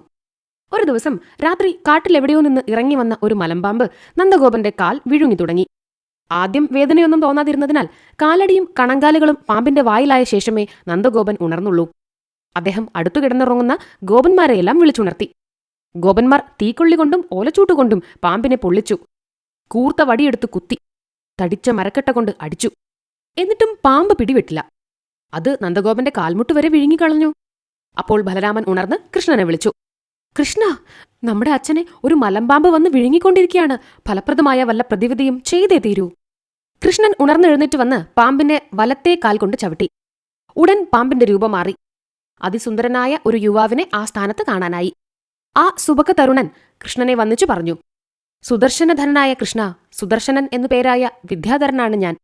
സൗന്ദര്യത്തിൽ അഹങ്കാരമുള്ളവനായിരുന്നു ഞാൻ. 8 വളവുകളും വിരൂപമായ മുഖവും കറുപ്പു നിറവുമുള്ള അഷ്ടാവക്രമുനിയെ ഞാൻ പരിഹസിച്ചു ചിരിക്കുകയുണ്ടായി. കുപിതനായ അദ്ദേഹം എന്നെ 100 ചുറ്റുകളുള്ള മലമ്പാമ്പായി തീരട്ടെ എന്ന് ശപിച്ചു. ഞാൻ ശാപമോക്ഷത്തിന് അപേക്ഷിച്ചപ്പോൾ ദ്വാപരയുഗത്തിൽ വിഷ്ണു ഭഗവാൻ കൃഷ്ണനായി അവതരിക്കും. ഗോകുലത്തിലാണ് വളരുക. അവിടെ ചെന്ന് വല്ല തരത്തിലും കൃഷ്ണന്റെ കാൽ കൊണ്ടുള്ള ചവിട്ടേറ്റാൽ ശാപമോക്ഷം നേടാം എന്ന് അദ്ദേഹം എന്നെ അനുഗ്രഹിച്ചു. ഇപ്പോൾ എനിക്ക് ശാപത്തിൽ നിന്നും മോചനം കിട്ടി. പഴയ സുന്ദരരൂപം തിരികെ ലഭിച്ചു. മലമ്പാമ്പായിരിക്കുമ്പോൾ ഞാൻ വിഴുങ്ങിയ ഭാഗ്യവാനായ നന്ദഗോപന്റെ കാലിന് യാതൊരു തകരാറും സംഭവിക്കില്ല. ഇനി ഞാൻ പോട്ടെ. സുദർശനൻ കൃഷ്ണനെ വീണ്ടും കൈകൂപ്പി വന്നിച്ച് ആകാശത്തിലേക്ക് ഉയർന്നുപോയി മാഞ്ഞു. ദിവസങ്ങൾ കുറെ കഴിഞ്ഞു. ഒരു ദിവസം കൃഷ്ണനും രാമനും ഗോപബാലന്മാരും കൂടി പശുക്കളെ മേച്ചുകൊണ്ട് കാളിന്ദി നദിയുടെ കരയിൽ നടക്കുമ്പോൾ സുന്ദരിമാരായ കുറേ ഗോപികമാർ പുഴയിൽ കുളിക്കാൻ വന്നു. കൃഷ്ണനെ എത്ര കണ്ടിട്ടും മതിവരാതെ അവർ സംസാരിച്ചുകൊണ്ട് നിന്നു. ആ സമയത്ത് ശംഖചൂടൻ എന്നൊരു അസുരൻ അവിടെ വന്നു. കംസന്റെ അനുചരന്മാരിൽ ഒരുവനായിരുന്നു ശംഖചൂടനും. കൃഷ്ണനെ ഏതു വിധത്തിലാണ് ആക്രമിക്കേണ്ടതെന്ന് ആലോചിച്ചപ്പോൾ അവനൊരു യുക്തി തോന്നി. ഗോപികമാർ കൃഷ്ണനെ തന്നെ നോക്കിയും കൃഷ്ണന്റെ വാക്കുകൾ ആർത്തിയോടെ കേട്ടും കൊണ്ട് നിൽക്കുകയായിരുന്നു. ചുറ്റും എന്തു നടന്നാലും അവർ അറിയുകയില്ലെന്നും തോന്നി. ശംഖചൂടൻ ഗോപികമാരെ മുഴുവൻ ഒറ്റ കൈയിലെടുത്തുകൊണ്ട് ഓടിത്തുടങ്ങി. അതുകണ്ട് കൃഷ്ണനും ഒപ്പം രാമനും അവന്റെ പിന്നാലെ ചെന്നു. കൃഷ്ണൻ വലതു കൈകൊണ്ട് അവന്റെ തലയ്ക്ക് ഒരടി കൊടുത്തപ്പോൾ ഇടിവെട്ടുകൊണ്ടെന്ന പോലെ അവൻ മരിച്ചു വീണു. അവന്റെ തല പലതായി പിളർന്നിരുന്നു. അതിനുള്ളിൽ വിശിഷ്ടവും അമൂല്യവുമായ ഒരു രത്നമുണ്ടെന്നു കണ്ട് കൃഷ്ണൻ അതെടുത്ത് രാമന് കൊടുത്തു. എന്റെ കഴുത്തിൽ വനമാലയോടൊപ്പം ബ്രഹ്മദേവൻ തന്ന കൗസ്തുഭരത്നം കോർത്ത മാലയുണ്ടല്ലോ, ഇത് ജ്യേഷ്ഠനിരിക്കട്ടെ. ഇത് കോർത്ത മണിമാല ജ്യേഷ്ഠൻ അണിഞ്ഞു കാണണം എന്നുണ്ട് എനിക്ക്. രാമൻ സന്തോഷത്തോടെ രത്നം വാങ്ങി. കൃഷ്ണന്റെ ആഗ്രഹമനുസരിച്ച് രത്നം നന്ദഗോപന്റെ കയ്യിൽ കൊടുത്ത് അത് കോർക്കാൻ പാകത്തിൽ ഒരു മണിമാല പണിയിച്ചു തരണമെന്ന് ആവശ്യപ്പെട്ടു. നന്ദഗോപൻ മണിമാലയുണ്ടാക്കിച്ച് രത്നം അതിൽ കോർത്തുകൊടുത്തു. കഴുത്തിൽ രത്നങ്ങളണിഞ്ഞ കൃഷ്ണനെയും രാമനെയും കാണുന്നത് തന്നെ എല്ലാവർക്കും നേത്രാമൃതമായിരുന്നു. കുറെ ദിവസങ്ങൾക്ക് ശേഷം ഒരു ദിവസം രാവിലെ കംസന്റെ മറ്റൊരു അനുചരനായ അരിഷ്ടാസുരൻ ഒരു വെള്ളക്കാളയുടെ രൂപമെടുത്ത് ഗോകുലത്തിലെത്തി. മല പോലെ പെരുത്ത മുഖം, പൂർണ്ണചന്ദ്രനോളം വലുപ്പമുള്ള കണ്ണുകൾ, തടിച്ച കഴുത്ത്, പുറത്ത് കുന്നുപോലെ ഉയർന്നു നിൽക്കുന്ന പൂഞ്ഞ, തൂണുപോലെയുള്ള 4 കാലുകൾ, ആനക്കൊമ്പുകളോളം പോകുന്ന കൊമ്പുകൾ, ഗുഹ പോലെയുള്ള വായ്, മഞ്ഞുപോലെ വെളുത്ത ശരീരം. ഇതായിരുന്നു അവൻ സ്വീകരിച്ച വൃഷഭരൂപം. അരിഷ്ടൻ ആദ്യം തൊഴുത്തിൽ കടന്ന് പശുക്കളെ കുത്തി മുറിപ്പെടുത്തി. പശുക്കളുടെ നിലവിളി കേട്ട് ഗോപന്മാർ വന്നെത്തിയപ്പോഴേക്കും അവൻ കാളത്തൊഴുത്തിലേക്ക് കടന്നു. അവിടെയുള്ള കൂറ്റൻ കാളകൾ എല്ലാവരും കൂടി ശ്രമിച്ചിട്ടും കാളപ്പോരിൽ അരിഷ്ടൻ ജയിച്ചു തുടങ്ങി. മുറിവ് പറ്റിയ കാളകളും മുറവിളി കൂട്ടി. ബഹളം കേട്ട് കൃഷ്ണനും രാമനും ഗോപബാലന്മാരും ഉറക്കമുണർന്ന് എഴുന്നേറ്റ് വന്നു. കൃഷ്ണനെ കണ്ട മാത്രയിൽ അസുരൻ കാളകളെയും പശുക്കളെയും എല്ലാം വിട്ട് തലയിളക്കിയും കൂർത്ത വലിയ കൊമ്പുകൾ കുലുക്കിയും കൊണ്ട് കൃഷ്ണന്റെ നേരെ വന്നു. ഗോപബാലന്മാരും ഗോപന്മാരും ഓടി രക്ഷപ്പെട്ടു. ശ്രീപരമേശ്വരന്റെ വാഹനമായ നന്ദി എന്ന ദിവ്യവൃഷഭമാണ് അതെന്ന് അവർക്ക് തോന്നി. അത്രയും വലിയ കാളയെ അവരാരും കണ്ടിട്ടുണ്ടായിരുന്നില്ല. എന്നാൽ കൃഷ്ണൻ കാളയെ കണ്ട് ഒട്ടും പരിഭ്രമിച്ചില്ല. രാമൻ മറ്റുള്ളവരോടൊപ്പം ഓടിപ്പോവുകയുണ്ടായില്ല. എങ്കിലും ഭയപ്പെട്ട് തന്നെയാണ് വന്നിരുന്നത്. കൃഷ്ണൻ തന്റെ നേർക്ക് ഓടിവന്ന കാളയുടെ കൊമ്പുകൾ ഇടതുകൈ കൊണ്ട് മുറുക്കിപ്പിടിച്ചു. തലയനക്കാൻ വയ്യാതെ കാള കുളമ്പുകൾ കൊണ്ട് കൃഷ്ണനെ ചവിട്ടാൻ ശ്രമിച്ചു. കൃഷ്ണൻ ചവിട്ടേൽക്കാതെ ഒഴിഞ്ഞുമാറി കാളയുടെ കൊമ്പുകൾ വിടാതെ തന്നെ വലതുകൈകൊണ്ട് വലിയ കാലുകൾ 4 ഒപ്പം പിടിച്ച് തൊഴുത്തിന്റെ ചുമരിന്മേൽ 4-5 പ്രാവശ്യം ഇടിച്ചു. കാള ചത്ത് രൂപം മാറി അരിഷ്ടാസുരനായി തീർന്നു. കാള അനങ്ങാതെ കിടക്കുന്നത് കണ്ട് ഓടിപ്പോയവരെല്ലാം തിരിച്ചു വന്നു. ഗോപബാലന്മാർക്ക് കൃഷ്ണനെ സ്നേഹപൂർവ്വം കളിയാക്കി പറയാൻ ഒരു വിഷയം കിട്ടി. ഇനി മുതൽക്ക് നമ്മുടെ കാളകളെയും പ്രത്യേകം ശ്രദ്ധിക്കണമല്ലോ. കൃഷ്ണന് കാളകളെ കണ്ടുകൂടെന്ന് ഇപ്പോൾ ബോധ്യമായി. നല്ലൊരു കാളയെ കൊന്നുകളഞ്ഞില്ലേ? ഇത്രത്തോളം ലക്ഷണയുക്തമായ ഒരു കാള നമ്മുടെ കാളക്കൂട്ടത്തിലൊന്നുമില്ല. അതിനെ പിടിച്ച് നമ്മുടെ തൊഴുത്തിൽ കെട്ടിയിരുന്നെങ്കിൽ നമുക്ക് അതൊരു നിധിയാവുമായിരുന്നു. ചങ്ങാതിമാരുടെ കളിവാക്കുകൾ കേട്ട് കൃഷ്ണൻ വെറുതെ ചിരിച്ചതേയുള്ളൂ. 15. വ്യോമാസുരനും കേശദാനവനും. കൃഷ്ണനും രാമനും 14 വയസ്സ് കഴിഞ്ഞു. കുട്ടികളികൾ വിട്ട് അവർ പശുപാലനത്തിലും ഗൃഹകാര്യങ്ങളിലും ശ്രദ്ധിച്ചു തുടങ്ങി. അക്കാലത്തൊരു ദിവസം കംസന്റെ മറ്റൊരു അനുചരനായ വ്യോമാസുരൻ ഗോകുലത്തിൽ വന്നു. അവൻ ആകാശത്തിലൂടെ വന്നിറങ്ങി ആർക്കും കാണാനാവാത്ത രൂപമെടുത്ത് പശുക്കളെയും ഗോപബാലന്മാരെയും ആകാശമാർഗേണ തന്നെ വലിച്ചുകൊണ്ടുപോയി. ഒരു ഗുഹയിലാക്കി വലിയ പാറക്കല്ലുകൊണ്ട് ഗുഹാമുഖം അടച്ചു. ഏതോ അജ്ഞാത ശക്തി തങ്ങളെ വലിച്ചു നീക്കിയെന്നേ ഗോപബാലന്മാർക്ക് തോന്നിയുള്ളൂ. വ്യോമാസുരനെ അവർക്ക് കാണാൻ കഴിഞ്ഞില്ല. ഗുഹയിലെ ഇരുട്ടും തണുപ്പും അവരെയും പശുക്കളെയും ഭയപ്പെടുത്തി. അവർ മുറവിളി കൂട്ടി തുടങ്ങി. അവരുടെ നിലവിളി കേട്ട് രാമൻ കൃഷ്ണനോട് പറഞ്ഞു, കൃഷ്ണ, നമ്മുടെ പശുക്കളെയും കൂട്ടുകാരെയും അദൃശ്യനായ ഏതോ അസുരനായിരിക്കണം വലിച്ചുകൊണ്ടുപോയി കാട്ടിലെ ഒരു ഗുഹയിലിട്ട് അടച്ചിട്ടുണ്ടെന്ന് തോന്നുന്നു. അവരുടെ നിലവിളി കേൾക്കാനുണ്ട്. രാമനും കൃഷ്ണനും കൂടി ഗുഹ എവിടെയാണെന്ന് അന്വേഷിച്ച് നടന്നു. കുറെ തിരഞ്ഞിട്ടേ അവർക്ക് ഗുഹ കണ്ടെത്താൻ കഴിഞ്ഞുള്ളൂ. അപ്പോൾ കൃഷ്ണൻ ഒറ്റ കൈകൊണ്ട് പാറക്കല്ല് നീക്കിയിട്ട്, പേടിക്കണ്ട, വരുവിൻ, ജ്യേഷ്ഠനും ഞാനും ഇവിടെ തന്നെയുണ്ട് എന്ന് വിളിച്ചു പറഞ്ഞു. ഗോപബാലന്മാരുടെ കൂട്ടത്തിൽ കൃഷ്ണൻ ഉണ്ടായിരുന്നില്ലെന്ന് വ്യോമാസുരൻ അപ്പോഴേ അറിഞ്ഞുള്ളൂ. അവൻ അദൃശ്യനായി ആകാശത്തിൽ തന്നെ നിന്നുകൊണ്ട് ഗോപബാലന്മാരുടെയും പശുക്കളുടെയും രാമന്റെയും കൃഷ്ണന്റെയും തലയിലേക്ക് കരിങ്കൽ തുണ്ടുകൾ എറിഞ്ഞു തുടങ്ങി. കൃഷ്ണന് ദുഷ്ടനായ വ്യോമാസുരനെ കാണാൻ കഴിഞ്ഞു. യാതൊരു പരിഭ്രമവും കൂടാതെ കൃഷ്ണൻ അവനെ പിടികൂടി. ആർക്കും കാണാൻ കഴിയാത്ത തന്നെ ഈ കറുത്തു മെലിഞ്ഞ ഇടയ ചെറുക്കൻ എങ്ങനെ കണ്ടെത്തിയെന്ന് അസുരൻ ആശ്ചര്യപ്പെട്ടു. കൃഷ്ണൻ വ്യോമാസുരന്റെ കഴുത്തു പിടിച്ച് ഞെക്കി. അവന്റെ ചുവന്നു നീണ്ട നാവ് പുറത്തേക്ക് വന്നു. കണ്ണുകൾ തുറിച്ചു. അതോടെ പശുക്കളും ഗോപബാലന്മാരും രാമനും അവന്റെ ഘോരരൂപം കണ്ടു. ചത്തുവീണ അവന്റെ ശരീരം ഇടതുകാലിന്റെ പെരുവിരൽ കൊണ്ട് കൃഷ്ണൻ ആകാശത്തിലേക്ക് തട്ടിയെറിഞ്ഞു. കുറച്ചുനേരം ആകാശത്തിൽ തൂങ്ങി നിന്ന അവൻ വീണ്ടും അദൃശ്യനായി. അവന്റെ ശരീരത്തിൽ നിന്ന് ഒരു തേജസ് പുറത്തുവന്ന് കൃഷ്ണന്റെ ദേഹത്തിൽ ലയിച്ചു. എന്നാൽ രാമനൊഴിച്ച് ഗോപബാലന്മാരാരും അത് കണ്ടില്ല. അസുരന്റെ ദേഹം പോലും കാണുന്നില്ലല്ലോ, ഇപ്പോഴും ആകാശത്തിൽ അത് തൂങ്ങി നിൽക്കുന്നുണ്ടാവോ എന്ന് ഗോപബാലന്മാർ അത്ഭുതത്തോടെ തമ്മിൽ തമ്മിൽ ചോദിച്ചു. തന്റെ അന്തകനായി ജനിച്ച ശിശുവിന് 10-14 വയസ്സായിട്ടുണ്ടാവുമെന്ന് കംസൻ ഊഹിച്ചു. പൂതന മുതൽക്ക് അവനെ വകവരുത്താൻ പോയവരാരും തിരിച്ചു വന്നിട്ടില്ല. അവർക്ക് എന്തു പറ്റിയെന്ന് പോലും അറിയാൻ കഴിയാത്തത് ഖേദകരം തന്നെ. അടുത്തതായി എന്തു ചെയ്യണമെന്നാലോചിച്ച് വിഷാദിച്ചുകൊണ്ടിരിക്കുന്ന കംസന്റെ സഭാഗൃഹത്തിലേക്ക് നാരായണനാമം വീണയിൽ ആലപിച്ചുകൊണ്ട് നാരദമുനി വന്നുകയറി. കംസൻ സാഹ്ലാദം ഋഷിയെ സ്വീകരിച്ച് പാദ്യവും അർഘ്യവും കൊടുത്ത് സുഖകരമായ പീഠത്തിന്മേലിരുത്തി വന്നിച്ചു. കംസൻ ഒന്നും ചോദിക്കാതെ തന്നെ മഹർഷി അറിയിച്ചു. കംസ, അങ്ങയുടെ അന്തകനായി ജനിച്ച ബാലന് ഇപ്പോൾ കൗമാരപ്രായം കഴിയാറായിരിക്കുന്നു. നവജാത ശിശു എവിടെയുണ്ടെന്നറിയാൻ ആദ്യം പോയ പൂതന മുതൽ ഒരാഴ്ച മുൻപ് അങ്ങയച്ച വ്യോമാസുരൻ വരെ സകലരെയും ആ തെമ്മാടി കൊന്നുകളഞ്ഞിരിക്കുന്നു. വസുദേവന്റെയും ദേവകിയുടെയും 8ാമത്തെ മകനായ അവനെ ഗോകുലത്തിലെ ഗോപരാജാവായ നന്ദഗോപനും പത്നി യശോദയും സ്വന്തം മകനാണെന്ന് കരുതി വളർത്തിപ്പോന്നു. ലാളിച്ച് ലാളിച്ച് അവൻ വല്ലാത്ത താന്തോന്നിയായിരിക്കണു. കംസൻ ചോദിച്ചു, ഇവിടെ കാരാഗൃഹത്തിൽ കിടന്നിരുന്ന ദേവകിയുടെയും വസുദേവന്റെയും മകൻ എങ്ങനെ ഗോപകവാടത്തിലെത്തി? അതാണ് എനിക്ക് അത്ഭുതം. ദേവകിയുടെ മടിയിൽ ഒരു പെൺകുഞ്ഞിനെയാണ് ഞാൻ കണ്ടത്. അവളെ കൊല്ലാൻ എനിക്ക് സാധിച്ചതുമില്ല. അവൾ ആകാശത്തിലേക്ക് പോയി മറഞ്ഞു. ദേവകി പെറ്റ മകൻ അമ്പാടിയിൽ വളരുകയും ചെയ്യുന്നു. മുനി ആലോചിക്കുന്നതായി ഭാവിച്ച് വസുദേവനും ദേവകിക്കും കുറ്റം വരാത്ത വിധത്തിൽ മറുപടി പറഞ്ഞു. ആ അത്ഭുതം എനിക്കും തോന്നായികയില്ല. വിഷ്ണു ഭഗവാന്റെ പൂർണ്ണാവതാരമാണ് കൃഷ്ണനെന്നാണ് എന്റെ അച്ഛൻ ബ്രഹ്മാവും ശ്രീപരമേശ്വരനും ദൈവേന്ദ്രനുമെല്ലാം പറയുന്നത്. വിഷ്ണുമായ പ്രസിദ്ധമാണല്ലോ. അത്തരത്തിലുള്ള വല്ല മായയും ഭഗവാൻ പ്രയോഗിച്ചിട്ടുണ്ടാവും. അതല്ലെങ്കിൽ ഇവിടെ ജനിച്ച ആൺപൈതൽ അമ്പാടിയിലും മറ്റെവിടെയോ പിറന്ന പെൺകുഞ്ഞ് ഇവിടെ കാരാഗൃഹത്തിലും വന്നതെങ്ങനെ? ഏതായാലും അങ്ങതോർത്ത് വിഷമിക്കേണ്ട. അങ്ങയുടെ കിങ്കരന്മാരെ മുഴുവൻ കൊന്നുകളഞ്ഞ ആ ഇടയ ചെറുക്കനെ കൊല്ലാൻ അതിസമർത്ഥന്മാരായ വല്ലവരെയും അയച്ചു നോക്കൂ. എന്നിട്ടും അവനെ കൊല്ലാൻ കഴിഞ്ഞിട്ടില്ലെങ്കിൽ ആളെ അയച്ച് ഇങ്ങോട്ട് വരുത്തുക തന്നെ വേണം. അവനെ ജീവനോടെ വെച്ചുകൊണ്ടിരിക്കുന്നത് അങ്ങയുടെ ആയുസ്സിന് അറുതി വരുത്താൻ മതി. ഋഷിയുടെ ഉപദേശം കേട്ടുകൊണ്ട് കംസന്റെ അടുത്തു നിന്നിരുന്ന കേശീദാനവൻ പറഞ്ഞു. കംസ മഹാരാജാവേ, അങ്ങയുടെ അടുത്ത ബന്ധുവാണല്ലോ ഞാൻ. ജരാസന്ധന്റെ പുത്രിമാരെയാണല്ലോ അങ്ങും ഞാനും വിവാഹം കഴിച്ചിട്ടുള്ളത്. കൂടാതെ അങ്ങയ്ക്ക് ഇഷ്ടപ്പെട്ട സുഹൃത്തുമാണ് ഞാൻ. ഗോകുലത്തിലേക്ക് ഞാനൊന്ന് പോയി നോക്കട്ടെ. അവനെ കൊന്ന ശേഷം ഞാൻ വേഗത്തിൽ തിരിച്ചുവരും. അങ്ങ് ഉറപ്പിച്ചിരുന്നു കൊള്ളുക, വിഷാദം വേണ്ട. മഹർഷി തലകുലുക്കി സമ്മതിച്ചു. കേശീദാനവനെ കൊല്ലാൻ ആ ഇടയക്കുട്ടിക്ക് സാധ്യമാവുകയില്ലെന്ന് ഞാൻ തീർച്ചപ്പെടുത്തി പറയാം. അത്രത്തോളം വീരനും ശക്തനുമാണല്ലോ കേശി. എത്രയും ഉചിതമാണ് ഈ തീരുമാനം. ഇനി ഞാൻ പോട്ടെ. അങ്ങനെ പരമാർത്ഥമറിയിക്കാൻ വേണ്ടി മാത്രം വന്നതാണ് ഞാൻ. അങ്ങയുടെ ഹിതകാംക്ഷിയാണ് ഞാനെന്ന് അങ്ങേക്കറിയാലോ. കംസൻ എഴുന്നേറ്റ് മുനിയെ യാത്രയച്ചു. കേശീദാനവൻ കംസന്റെ ആജ്ഞ വാങ്ങി ഗോകുലത്തിലേക്ക് പോവുകയും ചെയ്തു. കൃഷ്ണനും രാമനും ഗോപബാലന്മാരും പശുക്കളെ മേയ്ക്കാൻ പുറപ്പെട്ടു പോകുന്നതിന് മുൻപ് രാവിലെ കേശി സിന്ധു പ്രദേശത്ത് ജനിച്ച വലിയൊരു കുതിരയുടെ രൂപമെടുത്ത് ചവിട്ടി കുതിച്ചുകൊണ്ട് കൃഷ്ണനെ സമീപിച്ചു. ഗോപബാലന്മാരും ഗോപന്മാരും രാമൻ പോലും എങ്ങോട്ട് പോകണമെന്നറിയാതെ പരിഭ്രമിച്ച് അങ്ങുമിങ്ങും ഓടിത്തുടങ്ങി. കുതിര കൃഷ്ണനെ കടിക്കാൻ വായ തുറന്നു വന്നു. കൃഷ്ണൻ അമ്പരന്നില്ല. വായ പൊളിച്ച് നേരിട്ട് വരുന്ന കുതിരയുടെ ചെവികൾ ഇടത്തു കൈകൊണ്ട് പിടിച്ച് ധീരനായ ആ ഗോപകിശോരൻ വലതു കൈമുഷ്ടി അവന്റെ വായിലേക്കിട്ടു. കടിക്കാൻ കൃഷ്ണൻ സ്വയം സൗകര്യപ്പെടുത്തി തന്നതു കണ്ട് കേശി മനസ്സിൽ പരിഹസിച്ച് ചിരിച്ചു. പക്ഷെ അപ്പോഴേക്കും ഒരു പേരക്കയോളം വലുപ്പമുള്ള കൃഷ്ണന്റെ മുഷ്ടി വലുതായി വലുതായി വന്നു. കേശിയുടെ ശ്വാസനാളം അടഞ്ഞു. അവൻ പിടഞ്ഞുകൊണ്ട് മുൻകാലുയർത്തി കൃഷ്ണന്റെ നെഞ്ചത്ത് ചവിട്ടനഞ്ഞു. പക്ഷെ അവന്റെ കാൽ മണ്ണിൽ നിന്ന് ഒരങ്കുലത്തോളം മാത്രമേ പൊങ്ങിയുള്ളൂ. ശ്വാസം വിടാനും എടുക്കാനും കഴിയാതെ അവൻ കണ്ണുകൾ തുറിച്ച് മിഴിച്ച് ചെരിഞ്ഞു വീണ് ജീവൻ വെടിഞ്ഞു. തന്റെ അന്തകനെ കൊന്ന് വേഗത്തിൽ തിരികെ വരുമെന്ന് പറഞ്ഞ് ഗോകുലത്തിലേക്ക് പോയ കേശി വളരെ ദിവസങ്ങൾ കഴിഞ്ഞിട്ടും എത്താത്തതു കണ്ട് കംസന് ഭയവും പരിഭ്രമവും വിഷാദവും വർദ്ധിച്ചു. ആ ദുഷ്ടബാലനെ മധുരയിലേക്ക് കൊണ്ടുവരാൻ സാമപ്രയോഗങ്ങൾ അറിയാവുന്ന ആരെയാണ് അയക്കേണ്ടത് എന്ന് അയാൾ ആലോചന തുടങ്ങി.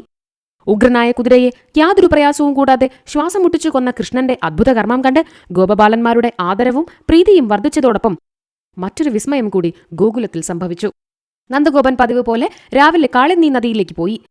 പുഴയിൽ മുങ്ങി സന്ധ്യാവന്തനം ചെയ്തുകൊണ്ടിരുന്ന അദ്ദേഹത്തെ വരുണദേവന്റെ ഭൃത്യനായ വിപാശൻ ആളാരാണെന്നറിയാതെ കാലുകളിൽ പിടികൂടി വെള്ളത്തിൽ മുക്കിത്താഴ്ത്തി വരുണലോകത്തിലേക്ക് കൊണ്ടുപോയി വരുണനോട് ഉണർത്തിച്ചു. കാളന്തി നദിയിൽ നിന്ന് ഒരു മനുഷ്യനെ കിട്ടിയിട്ടുണ്ട്. ഒരാൾ വളരെ നേരം വെള്ളത്തിൽ അനങ്ങാതെ നിൽക്കുന്നത് കണ്ടപ്പോൾ പന്തിയല്ലെന്ന് തോന്നിയിട്ടാണ് ഞാൻ പിടിച്ചുകൊണ്ടുവന്നത്. അവൻ എന്തു ചെയ്യണം? വിപാശൻ പിടിച്ചുകൊണ്ടുവന്ന ആളാരാണെന്ന് നോക്കാതെ വരുണൻ കൽപ്പിച്ചു. അവനെ കാരാഗൃഹത്തിൽ അടച്ചിട്ടേക്കൂ. തൽക്കാലം ഭക്ഷണമൊന്നും കൊടുക്കണ്ട. കുറച്ചു കഴിഞ്ഞ് ഞാൻ വന്നു നോക്കട്ടെ. വിപാശൻ പ്രഭുവിന്റെ കൽപ്പനയനുസരിച്ചു. രാവിലെ പുഴയിൽ കുളിക്കാൻ പോയ നന്ദഗോപൻ ഉച്ചയായിട്ടും മടങ്ങിയെത്താതിരുന്നപ്പോൾ യശോദ കരഞ്ഞുകൊണ്ട് കൃഷ്ണനോട് പറഞ്ഞു, കൃഷ്ണ, അച്ഛൻ പുലർച്ചയ്ക്ക് മുൻപ് പുഴയിൽ കുളിക്കാൻ പോയതാണ്. ഇതുവരെ തിരിച്ചു വന്നിട്ടില്ല. എന്തു പറ്റിയെന്ന് അറിയുന്നില്ല.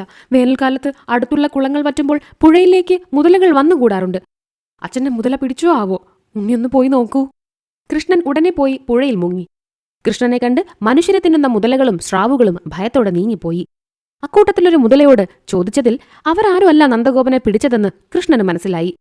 നന്ദാത്മജൻ പുഴയുടെ ആഴത്തിലേക്ക് ഇറങ്ങിപ്പോയി വരുണലോകത്തിലെത്തി. വരുണന്റെ ഭൃത്യന്മാർ കൃഷ്ണനെ കണ്ടപ്പോൾ അത്ഭുതപ്പെട്ടു. വരുണലോകത്തിലേക്ക് മനുഷ്യർക്ക് സ്വന്തം ഇഷ്ടപ്രകാരം വരാൻ സാധ്യമല്ല. പിന്നെ ഈ കുമാരൻ എങ്ങനെ വന്നു? അവർ ഭയത്തോടെ ചെന്ന് വരുണനോട് ഉണർത്തിച്ചു. പ്രഭു, വിപാശനൊരു മനുഷ്യനെ ഇങ്ങോട്ട് പിടിച്ചുകൊണ്ടുവന്നല്ലോ.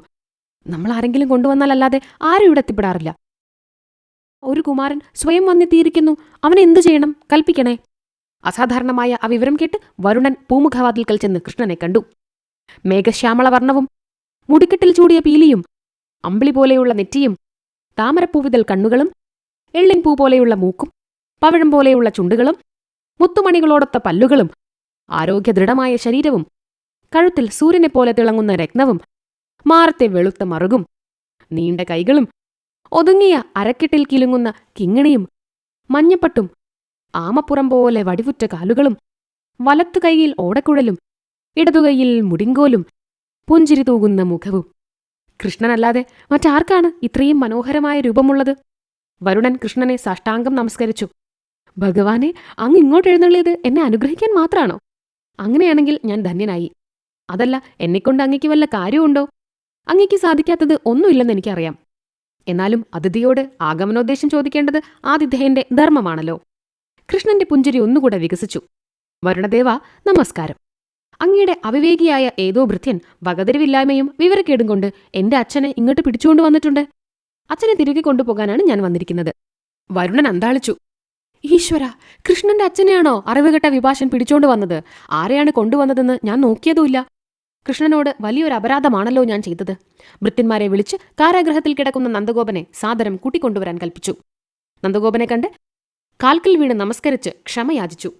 നന്ദഗോപനും കൃഷ്ണനും രുചികരങ്ങളായ ഭക്ഷ്യപേയങ്ങൾ നൽകി പ്രസാദിപ്പിച്ചു. ഭൃത്യന്മാരെക്കൊണ്ട് പട്ടുവസ്ത്രങ്ങളും സ്വർണ്ണാഭരണങ്ങളും അമൂല്യരത്നങ്ങളും പെട്ടികളിൽ കെട്ടിയെടുപ്പിച്ച് മുൻപേ നടത്തി. അച്ഛനെയും മകനെയും യാത്രയച്ചു. നന്ദഗോപൻ ഗോകുലത്തിൽ തിരിച്ചെത്തി താൻ നേരിട്ടു കണ്ട കാര്യങ്ങൾ മുഴുവനും എല്ലാ ഗോപന്മാരോടും പറഞ്ഞു. കൃഷ്ണനോടുള്ള പ്രീതിയും ആദരവും എങ്ങനെ പ്രകടിപ്പിക്കണമെന്നറിയാതെ അവർ കുഴങ്ങി. 16. കംസ സന്ദേശവും കൊണ്ട് അക്രൂരന്റെ വരവും കൃഷ്ണന്റെ മധുരാപുര യാത്രയും. ഗോകുലത്തിൽ താമസിച്ചുകൊണ്ട് തന്റെ അനുചരന്മാരെയും മിത്രങ്ങളെയും ബന്ധുക്കളെയും കൊന്നൊടുക്കി ജയിച്ചു നിൽക്കുന്ന തന്റെ അന്തകനെ എന്തായാലും കൊല്ലുമെന്നുറപ്പിച്ചു പറഞ്ഞ കേശിയും മടങ്ങി വരാതിരുന്നതിനാൽ ആദി ബാധിച്ച് കംസൻ യാദവന്മാരുടെ കൂട്ടത്തിൽ ഗുണവാനും തന്റെ ആജ്ഞാനുവർത്തിയുമായ ആരാണുള്ളത് എന്ന് ഏറെ നേരം ആലോചിച്ചു.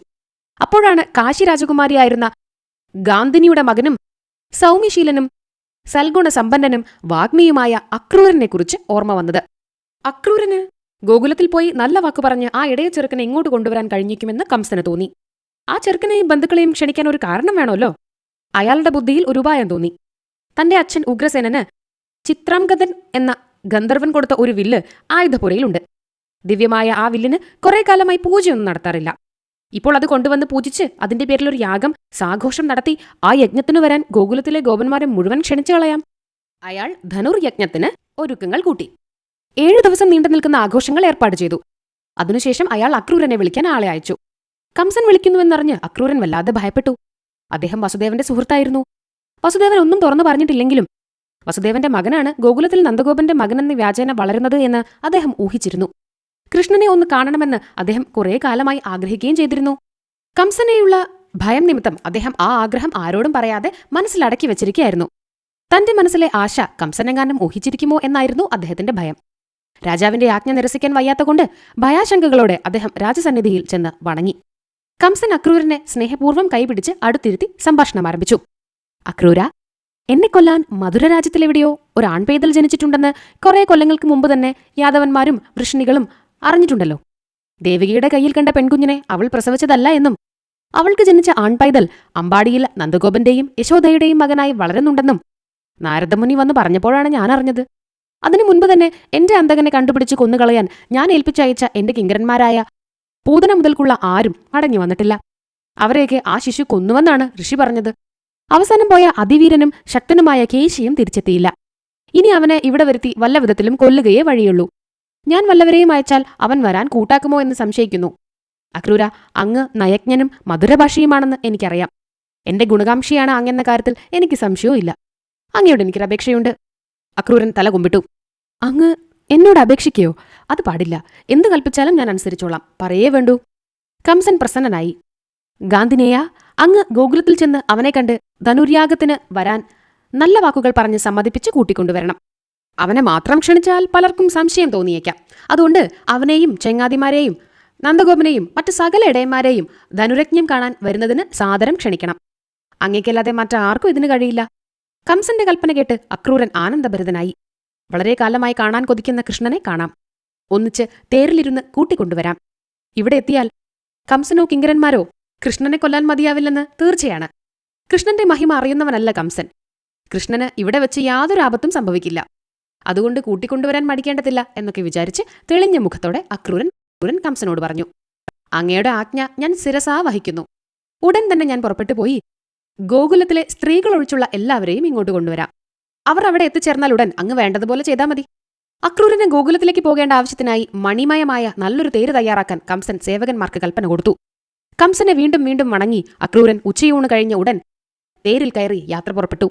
മനസ്സിൽ മധുരവും ചിലപ്പോൾ തിക്തവുമായ വിചാരങ്ങൾ ഉദിച്ചസ്തമിച്ചിരുന്നതിനാൽ തേരാളി പറഞ്ഞതൊന്നും അദ്ദേഹം കേൾക്കുകയോ മറുപടി പറയുകയോ ചെയ്തില്ല.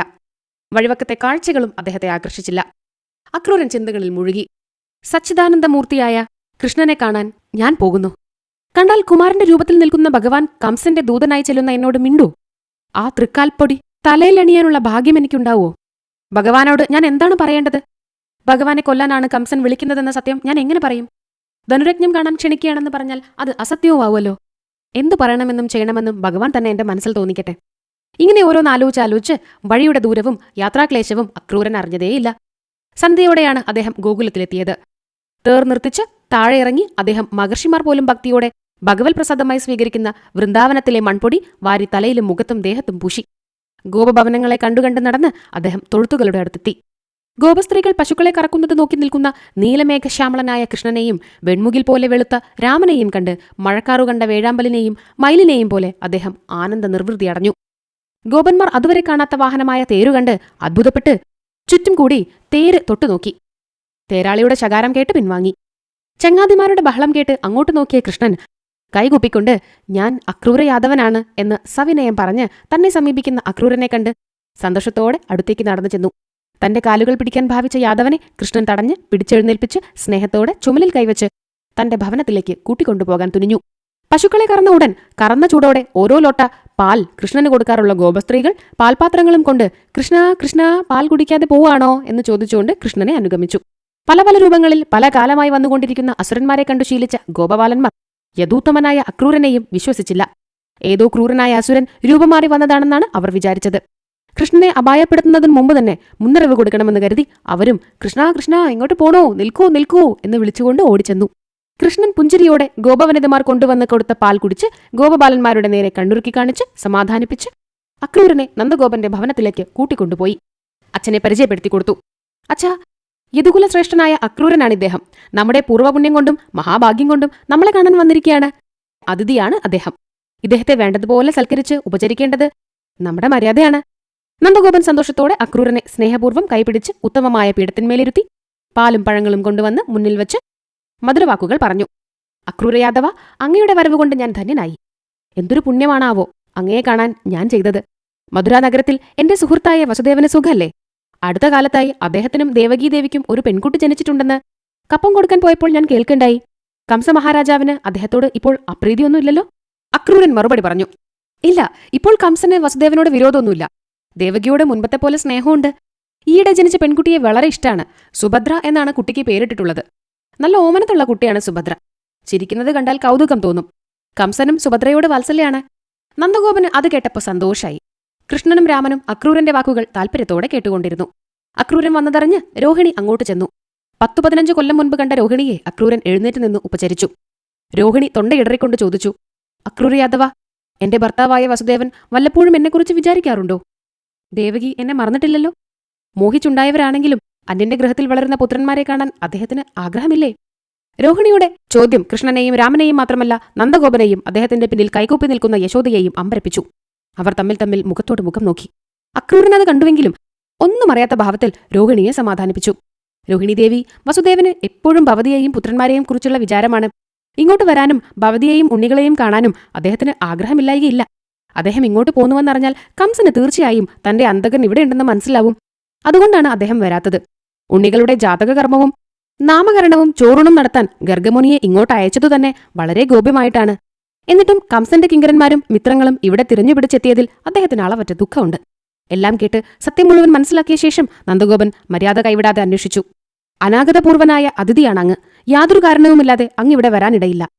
അതുകൊണ്ട് ഞാൻ സവിനയം അപേക്ഷിക്കുന്നു, അങ്ങയുടെ ആഗമനോദ്ദേശം പറയാൻ ദയവുണ്ടാവണേ. അക്രൂരൻ ഉള്ളിൽ ദുഃഖത്തോടെയാണെങ്കിലും പുറമെ പുഞ്ചിരിച്ചുകൊണ്ട് നന്ദഗോപനോട് പറഞ്ഞു. കംസൻ മധുരാപുരിയിൽ ഒരു ധനുരജ്ഞം നടത്തുന്നുണ്ട്. വൈദികങ്ങളും താന്ത്രികങ്ങളുമായ ക്രിയകൾ കൂടാതെ ഉച്ചസമയത്തെ ഇടവേളയിൽ പണ്ഡിതന്മാർ രാമായണ കഥാഖ്യാനം നടത്തുന്നുണ്ട്. രാത്രിയിൽ കർമ്മങ്ങൾ അവസാനിച്ച ശേഷം പാട്ടുകച്ചേരിയും നൃത്തനൃത്യങ്ങളും നാടകാഭിനയവും ഉണ്ട്. അവയെല്ലാം കാണാൻ കുട്ടികൾക്ക് ആഗ്രഹമുണ്ടാവുമല്ലോ. അതിനാൽ രാമനെയും കൃഷ്ണനെയും കൂട്ടുകാരായ ഗോപബാലന്മാരെയും ഗോകുലത്തിലുള്ള എല്ലാ ഗോപന്മാരെയും കംസൻ മധുരയിലേക്ക് ക്ഷണിച്ചിട്ടുണ്ട്. നാളെ വെയിലുദിക്കും മുൻപ് പുറപ്പെട്ടാൽ വെയിലാർന്നതോടെ മധുരയിലെത്തും. എല്ലാവരും വരണമെന്ന് കംസൻ പ്രത്യേകം പറഞ്ഞിട്ടുണ്ട്. നന്ദഗോപൻ ഭയം കൊണ്ട് ആകെ വിളറി വിയർത്തു. പരവശനായി. കംസന്റെ ദുഷ്ടതകളെക്കുറിച്ച് ധാരാളം കേട്ടിട്ടുണ്ട്. അസാധാരണമായ ഈ ക്ഷണം ഗോപന്മാരുടെ നന്മയ്ക്കായിരിക്കില്ല എന്ന് അദ്ദേഹത്തിന് തോന്നി. എന്നാൽ രാജാവിന്റെ കൽപ്പന തള്ളിക്കളയാൻ നിവൃത്തിയില്ലാത്തതുകൊണ്ട് അദ്ദേഹം ശരി, അങ്ങനെയാവാം, രാവിലെ തന്നെ പുറപ്പെടാനുള്ള ഒരുക്കങ്ങൾ കൂട്ടട്ടെ എന്ന് പറഞ്ഞു. നന്ദഗോപൻ അകത്തേക്ക് പോയ ശേഷം കൃഷ്ണനും രാമനും അക്രൂരന്റെ അടുത്ത് ചെന്ന് മധുരാപുരത്തിൽ കാണാനുള്ള കാഴ്ചകളെയും ധനുര്യാഗ മഹോത്സവത്തിന്റെ വിശേഷങ്ങളെക്കുറിച്ച് മനസ്സിലാക്കി. രണ്ടുപേരും അത്യുത്സാഹത്തോടെ യാത്രയ്ക്കുള്ള ഒരുക്കങ്ങൾ തുടങ്ങി. ചങ്ങാതിമാരെയും ചെന്ന് വിളിച്ച് പുറപ്പെടുപ്പിച്ചു. നന്ദഗോപനും ഗോപന്മാരെ രാജയാജ്ഞയനുസരിച്ച് യാത്രയ്ക്കൊരുക്കങ്ങൾ കൂട്ടാൻ പറഞ്ഞു. എല്ലാ ഗോപഭവനങ്ങളിലും ഉള്ളിടത്തോളം വെണ്ണയും തൈരും എടുക്കണമെന്നും മഹാരാജാവിന് തിരുമുൽക്കാഴ്ചയായി സമർപ്പിക്കാനുള്ളതുകൊണ്ട് എല്ലാം പുതുതും പരിശുദ്ധവുമായിരിക്കണമെന്ന് പ്രത്യേകം പറഞ്ഞേൽപ്പിച്ചു. പിറ്റേ ദിവസം രാവിലെ വെണ്ണയും തൈരും നിറച്ച എണ്ണമറ്റ വലിയ ഭരണികൾ കാളവണ്ടികളിൽ കയറ്റി അവരും കയറി. കൃഷ്ണനും രാമനും അവരുടെ അടുത്ത ചങ്ങാതിമാരായ ശ്രീധാമാവ്, സുലക്ഷണൻ എന്നിവരും അക്രൂരന്റെ ആഗ്രഹമനുസരിച്ച് തേരിൽ കയറാനൊരുങ്ങി. കംസരാജാവിന്റെ കൽപ്പനപ്രകാരം ഗോപന്മാരും നേതാവായ നന്ദഗോപനും ധനുരജ്ഞം കാണാൻ മധുരയിലേക്ക് പോകുന്നുവെന്നല്ലാതെ ബാലന്മാരായ കൃഷ്ണനും രാമനും പോകുന്നുണ്ടെന്ന് ഗോപസ്ത്രീകൾ മനസ്സിലാക്കിയിരുന്നില്ല. ഭർത്താവിനെയോ സഹോദരനെയോ പുത്രനെയോ യാത്രയയക്കാൻ കാളവണ്ടികളുടെ അടുത്തേക്ക് ചെന്ന ഗോപികമാർ കൃഷ്ണനും രാമനും അക്രൂരനോടൊപ്പം തേരിൽ കയറാൻ ഭാവിക്കുന്നത് കണ്ട് വിവശകളായി. അയ്യോ, ഞങ്ങളുടെ പൊണ്ണുണ്ണി കൃഷ്ണനെ കൊണ്ടുപോവാണോ? കൃഷ്ണനെ കാണാതെ ഞങ്ങളുടെ കണ്ണുകൾ ഇരുളടഞ്ഞു പോവും. കൃഷ്ണന്റെ മുരളീനാദമില്ലാതിരുന്നാൽ ഞങ്ങൾക്ക് ചെവി കേൾക്കാതാവും. കൃഷ്ണന്റെ മൃദുല അധരങ്ങൾ പതിയാത്ത ഞങ്ങളുടെ കവിളുകൾ കറുത്തുപോവും. കൃഷ്ണന്റെ കൈകൾ തൊടാതിരുന്നാൽ ഞങ്ങളുടെ പ്രവൃത്തി ചാതുര്യം നശിച്ചു പോവും. കൃഷ്ണന്റെ മാറത്തെ മറുകും കഴുത്തിലെ രത്നപതക്കവും കാണാതെ ഞങ്ങൾ എങ്ങനെ ജീവിക്കും? കൃഷ്ണന് വയർനിറയെ പാൽ കൊടുത്തില്ലെങ്കിൽ ഞങ്ങളുടെ പശുക്കളുടെ കറവ് വറ്റും. കൃഷ്ണന്റെ മഞ്ഞപ്പെട്ട് അലക്കാൻ കിട്ടാതിരുന്നാൽ ഞങ്ങൾക്ക് വസ്ത്രങ്ങൾ ഉടുക്കാൻ അറിയാതെയാവും. കൃഷ്ണന്റെ കാലടികൾ പതിയാതിരുന്നാൽ ഗോകുലത്തിലെ മണ്ണ് മുഴുവൻ ദുർഗന്ധപൂരിതമാവും. കൃഷ്ണൻ കുളിക്കാത്ത കാളിനീ നദി മുൻപത്തെപ്പോലെ വിഷലിപ്തമാവും. വൃന്ദാവനത്തിലെ മരങ്ങൾ കൃഷ്ണനു വേണ്ടിയാണ് തളിർക്കുന്നതും പൂക്കുന്നതും കായ്ക്കുന്നതും. കൃഷ്ണൻ ഇവിടം വിട്ടുപോയാൽ അവ വന്തികളായി ഉണങ്ങി കരിഞ്ഞു പോവും. കൃഷ്ണനു കേൾക്കാൻ വേണ്ടി പാടുന്ന പക്ഷികൾക്ക് ശബ്ദം നഷ്ടപ്പെടും. കൃഷ്ണന്റെ മിഴികൾക്ക് തുല്യമായ കണ്ണുകളുള്ള മാനുകൾക്ക് കണ്ണു കാണാതാവും. വൃന്ദാവനത്തിലെ ചരങ്ങളും അചരങ്ങളുമായ സകലവും സ്തബ്ധമാവും. അയ്യോ അക്രൂര യാദവ, അങ്ങയ്ക്ക് ആരാണ് ഈ പേരിട്ടത്? അങ്ങ് അക്രൂരനല്ല, ഞങ്ങളുടെ ഓമനക്കുട്ടനെ ഞങ്ങളിൽ നിന്ന് അകറ്റിക്കൊണ്ടുപോകുന്ന ക്രൂരനാണ്. അക്രൂരനെ എന്തിനു പറയുന്നു? മധുരാപുരിയിലേക്ക് ഉത്സാഹത്തോടെ ചാടിപ്പുറപ്പെട്ട തേരിൽ ആദ്യമേ തന്നെ കയറാൻ തുടങ്ങുന്ന കൃഷ്ണനാണ് അപരാധി. കൃഷ്ണ, നീ ഞങ്ങളെ വിട്ടുപോവാണോ? ഇന്ന് പോയാൽ നീ പിന്നെ എന്നാ വരാ? എന്നെങ്കിലും തിരിച്ചു വരുമോ? അതോ നഗരത്തിലെ സുഖസൗകര്യങ്ങളിൽ മതിമറന്ന് ഇങ്ങോട്ട് നീ കടക്കാതെയാവോ? കൃഷ്ണ, കൃഷ്ണ, പോവരുതേ, പോവരുതേ, ഞങ്ങളുടെ പ്രാർത്ഥന കേൾക്കണേ, ഗോപസ്ത്രീകൾ ഉച്ചത്തിൽ വിലപിച്ചു. കൃഷ്ണൻ മകന്റെ വിയോഗത്തിൽ മനസ്സുരുകി നിശബ്ദം കണ്ണീർ പൊഴിച്ചുകൊണ്ട് നിൽക്കുന്ന യശോദയെ കൊച്ചു കുഞ്ഞായിരിക്കുമ്പോഴെന്ന പോലെ അരയ്ക്കു കെട്ടിപ്പിടിച്ച് മുഖത്തു നോക്കി കൊഞ്ചിക്കൊണ്ട് പറഞ്ഞു. അമ്മേ, ഞാൻ മധുരയിലേക്ക് ധനുരാഗം കാണാൻ മാത്രം പോവല്ലേ? ഈ വേർപാട് തൽക്കാലത്തേക്ക് മാത്രമാണ്. അവിടെ ചെന്നാലുള്ള കാര്യം കഴിഞ്ഞ ഉടനെ ഞാൻ അമ്മയെ കാണാൻ ഓടിയെത്തും. അമ്മ ദുഃഖിക്കരുത്. എന്തുകൊണ്ടോ ഇത് താൽക്കാലിക വിയോഗമല്ലെന്ന് യശോദയുടെ മനസ്സ് പറഞ്ഞു. ഇനി ഒരിക്കലും തന്റെ പൊന്നോമന കൃഷ്ണൻ ഗോകുലത്തിലേക്ക് വരികയില്ലെന്ന് അവർ ഉറപ്പിച്ചു. അമ്മയുടെ മനസ്സിലെ ഭൂതോദയമാവാം. അവർ ഒന്നും മിണ്ടാതെ മകനെ ആശ്ലേഷിച്ച് നെറുകയിൽ ചുംബിച്ച് കണ്ണീരിൽ നെറുക നനച്ചു. പിന്നെ പെട്ടെന്ന് ഓർമ്മ വന്ന് പുടവയുടെ അറ്റം കൊണ്ട് കൃഷ്ണന്റെ നനഞ്ഞ നെറുക തോർത്തി. എന്റെ ഉണ്ണിക്ക് കണ്ണീർ മഴയേറ്റ് ജ്വരം പിടിക്കരുത്. അമ്മയുടെ വാത്സല്യം കണ്ട് കൃഷ്ണനും വികാരഭരിതനായി. വീണ്ടും വീണ്ടും അമ്മയെ കെട്ടിപ്പിടിച്ച് വിടവാങ്ങി കൃഷ്ണൻ ഗോപികമാരുടെ നേരെ തിരിഞ്ഞു. സഹോദരിമാരെ, അമ്മമാരെ, പ്രിയങ്കരികളെ, ഈ ജന്മത്തിൽ നിങ്ങളെ മറക്കാൻ എനിക്ക് കഴിയോ? നിങ്ങളുടെ മടിയിൽ കിടന്നാണ് ഞാൻ വളർന്നത്. നിങ്ങൾ തന്നതും നിങ്ങളറിയാതെ ഞാൻ കട്ടുതിന്നതുമായ വെണ്ണയും പാലും തൈരുമാണ് എന്റെ ശരീരം. നിങ്ങളോടൊപ്പം നൃത്തം ചെയ്തവയാണ് എന്റെ കാലുകൾ. തൽക്കാലം ഞാൻ പോകുന്നു. രാജകൽപ്പന അനുസരിക്കാതെ വയ്യല്ലോ.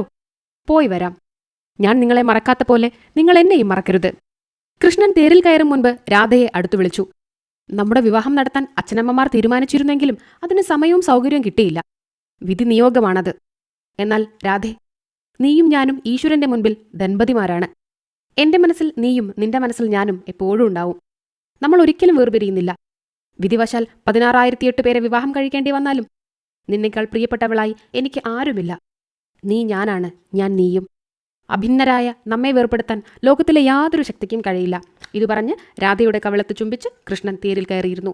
ഇത്രയേറെ സ്നേഹജനങ്ങളുടെ ഇടയിൽ നിന്ന് കൃഷ്ണനെ ശത്രുമധ്യത്തിലേക്ക് കൊണ്ടുപോകുന്ന താൻ എത്രത്തോളം ഭാഗ്യം കെട്ടവനാണെന്ന് അക്രൂരൻ മനസ്സാ വിലപിച്ചു. ഗോപന്മാരും അവരുടെ ഉപഹാരങ്ങളുമടങ്ങിയ കാളവണ്ടികൾ മുൻപേ യാത്രയായി. കൃഷ്ണനും മറ്റും കയറിയ തേര് പതുക്കിയേ പോയുള്ളൂ. കാളിന്ദി നദിയുടെ കരയിലൂടെ തേര് നീങ്ങിയപ്പോൾ ഉച്ചസമയമായല്ലോ. മാന്ദ്യദിന സന്ധ്യാവന്ദനം കഴിക്കണമെന്ന് പറഞ്ഞ് അക്രൂരൻ തേരു നിർത്തിച്ച് പുഴയിലേക്കിറങ്ങി മുങ്ങി. മുങ്ങിയപ്പോൾ വെള്ളത്തിനടിയിൽ അദ്ദേഹം കൃഷ്ണനെയും രാമനെയും കണ്ടു. അവരെ തേരിലിരുത്തി. ഞാനിപ്പോൾ ഇറങ്ങിയതേയുള്ളൂ, അതിനിടയിൽ അവർ എങ്ങനെ വെള്ളത്തിലിറങ്ങി മുങ്ങി എന്ന് വിസ്മയിച്ചുകൊണ്ട് അദ്ദേഹം മുങ്ങി നിവർന്ന് കരയിൽ നിൽക്കുന്ന തേരിലേക്ക് നോക്കി. അപ്പോൾ കൃഷ്ണനും രാമനും ചങ്ങാതിമാരും അവിടെ സുഖമായിരുന്ന് സല്ലപിക്കുന്നത് കണ്ടു. അദ്ദേഹം ഒന്നുകൂടി മുങ്ങി. അപ്പോഴും കൃഷ്ണനെയും രാമനെയും വെള്ളത്തിനടിയിൽ കണ്ടു. മുങ്ങി നിവരും മുൻപ് മറ്റൊരു അത്ഭുത ദൃശ്യം കൂടി കാണാനുള്ള ഭാഗ്യം അദ്ദേഹത്തിന് സിദ്ധിച്ചു. രാമൻ 1000 ഫണങ്ങളുള്ള വലിയൊരു വെളുത്ത പാമ്പായി മാറി. ആ പാമ്പിന്റെ മേൽ മഞ്ഞപ്പട്ടുടുത്ത് 4 കൈകളിൽ പാഞ്ചജന്യമെന്ന ശംഖ്, സുദർശന ചക്രം, കൗമോദകീ ഗദ, ചെന്താമരപ്പൂ എന്നിവ പിടിച്ച് തന്റെ നേരെ കാരുണ്യ കടാക്ഷം പൊഴിക്കുന്ന വിഷ്ണു ഭഗവാന്റെ രൂപത്തിൽ കൃഷ്ണനെയും കണ്ടു. ആശ്ചര്യവും ഭക്തിയും മേളിക്കുന്ന മനസ്സോടെ കോരിത്തരിച്ചുകൊണ്ട് അദ്ദേഹം വേഗം മുങ്ങിക്കയറി തോർത്തി വസ്ത്രം മാറ്റിയെടുത്ത് തേരിനടുത്തു ചെന്ന് അതിൽ കയറി. അക്രൂരന്റെ ശരീരമാകെ പുളകാവൃതമായി കണ്ടതിനാൽ നിഷ്കളങ്ക ഭാവത്തിൽ കൃഷ്ണൻ ചോദിച്ചു, ഉച്ചസമയത്തും കാളിന്ദി നദിയിലെ വെള്ളത്തിന് തണുപ്പുണ്ടാവാറുണ്ട്. അങ്ങേക്ക് വല്ലാതെ തണുപ്പ് തോന്നി ഇല്ലേ? ദേഹമാകെ കോരിത്തരിച്ചിരിക്കുന്നുവല്ലോ. അക്രൂരൻ മറുപടി പറയാതെ കൈകൂപ്പി. പതിറ്റടിപ്പൂ വിരിയുന്ന സമയമായപ്പോഴേക്കും കൃഷ്ണൻ കയറിയ തേരും ഗോപന്മാർ കയറിയ വണ്ടികളും മധുരാനഗരത്തിന്റെ ഗോപുരവാതിൽക്കലെത്തി. എല്ലാവരും അവിടെ ഇറങ്ങി. കൃഷ്ണൻ എത്തിച്ചേർന്ന വിവരം കംസനെ അറിയിക്കാൻ അക്രൂരൻ തേരിൽ നിന്നിറങ്ങാതെ നേരെ നഗരത്തിലേക്ക് പോയി.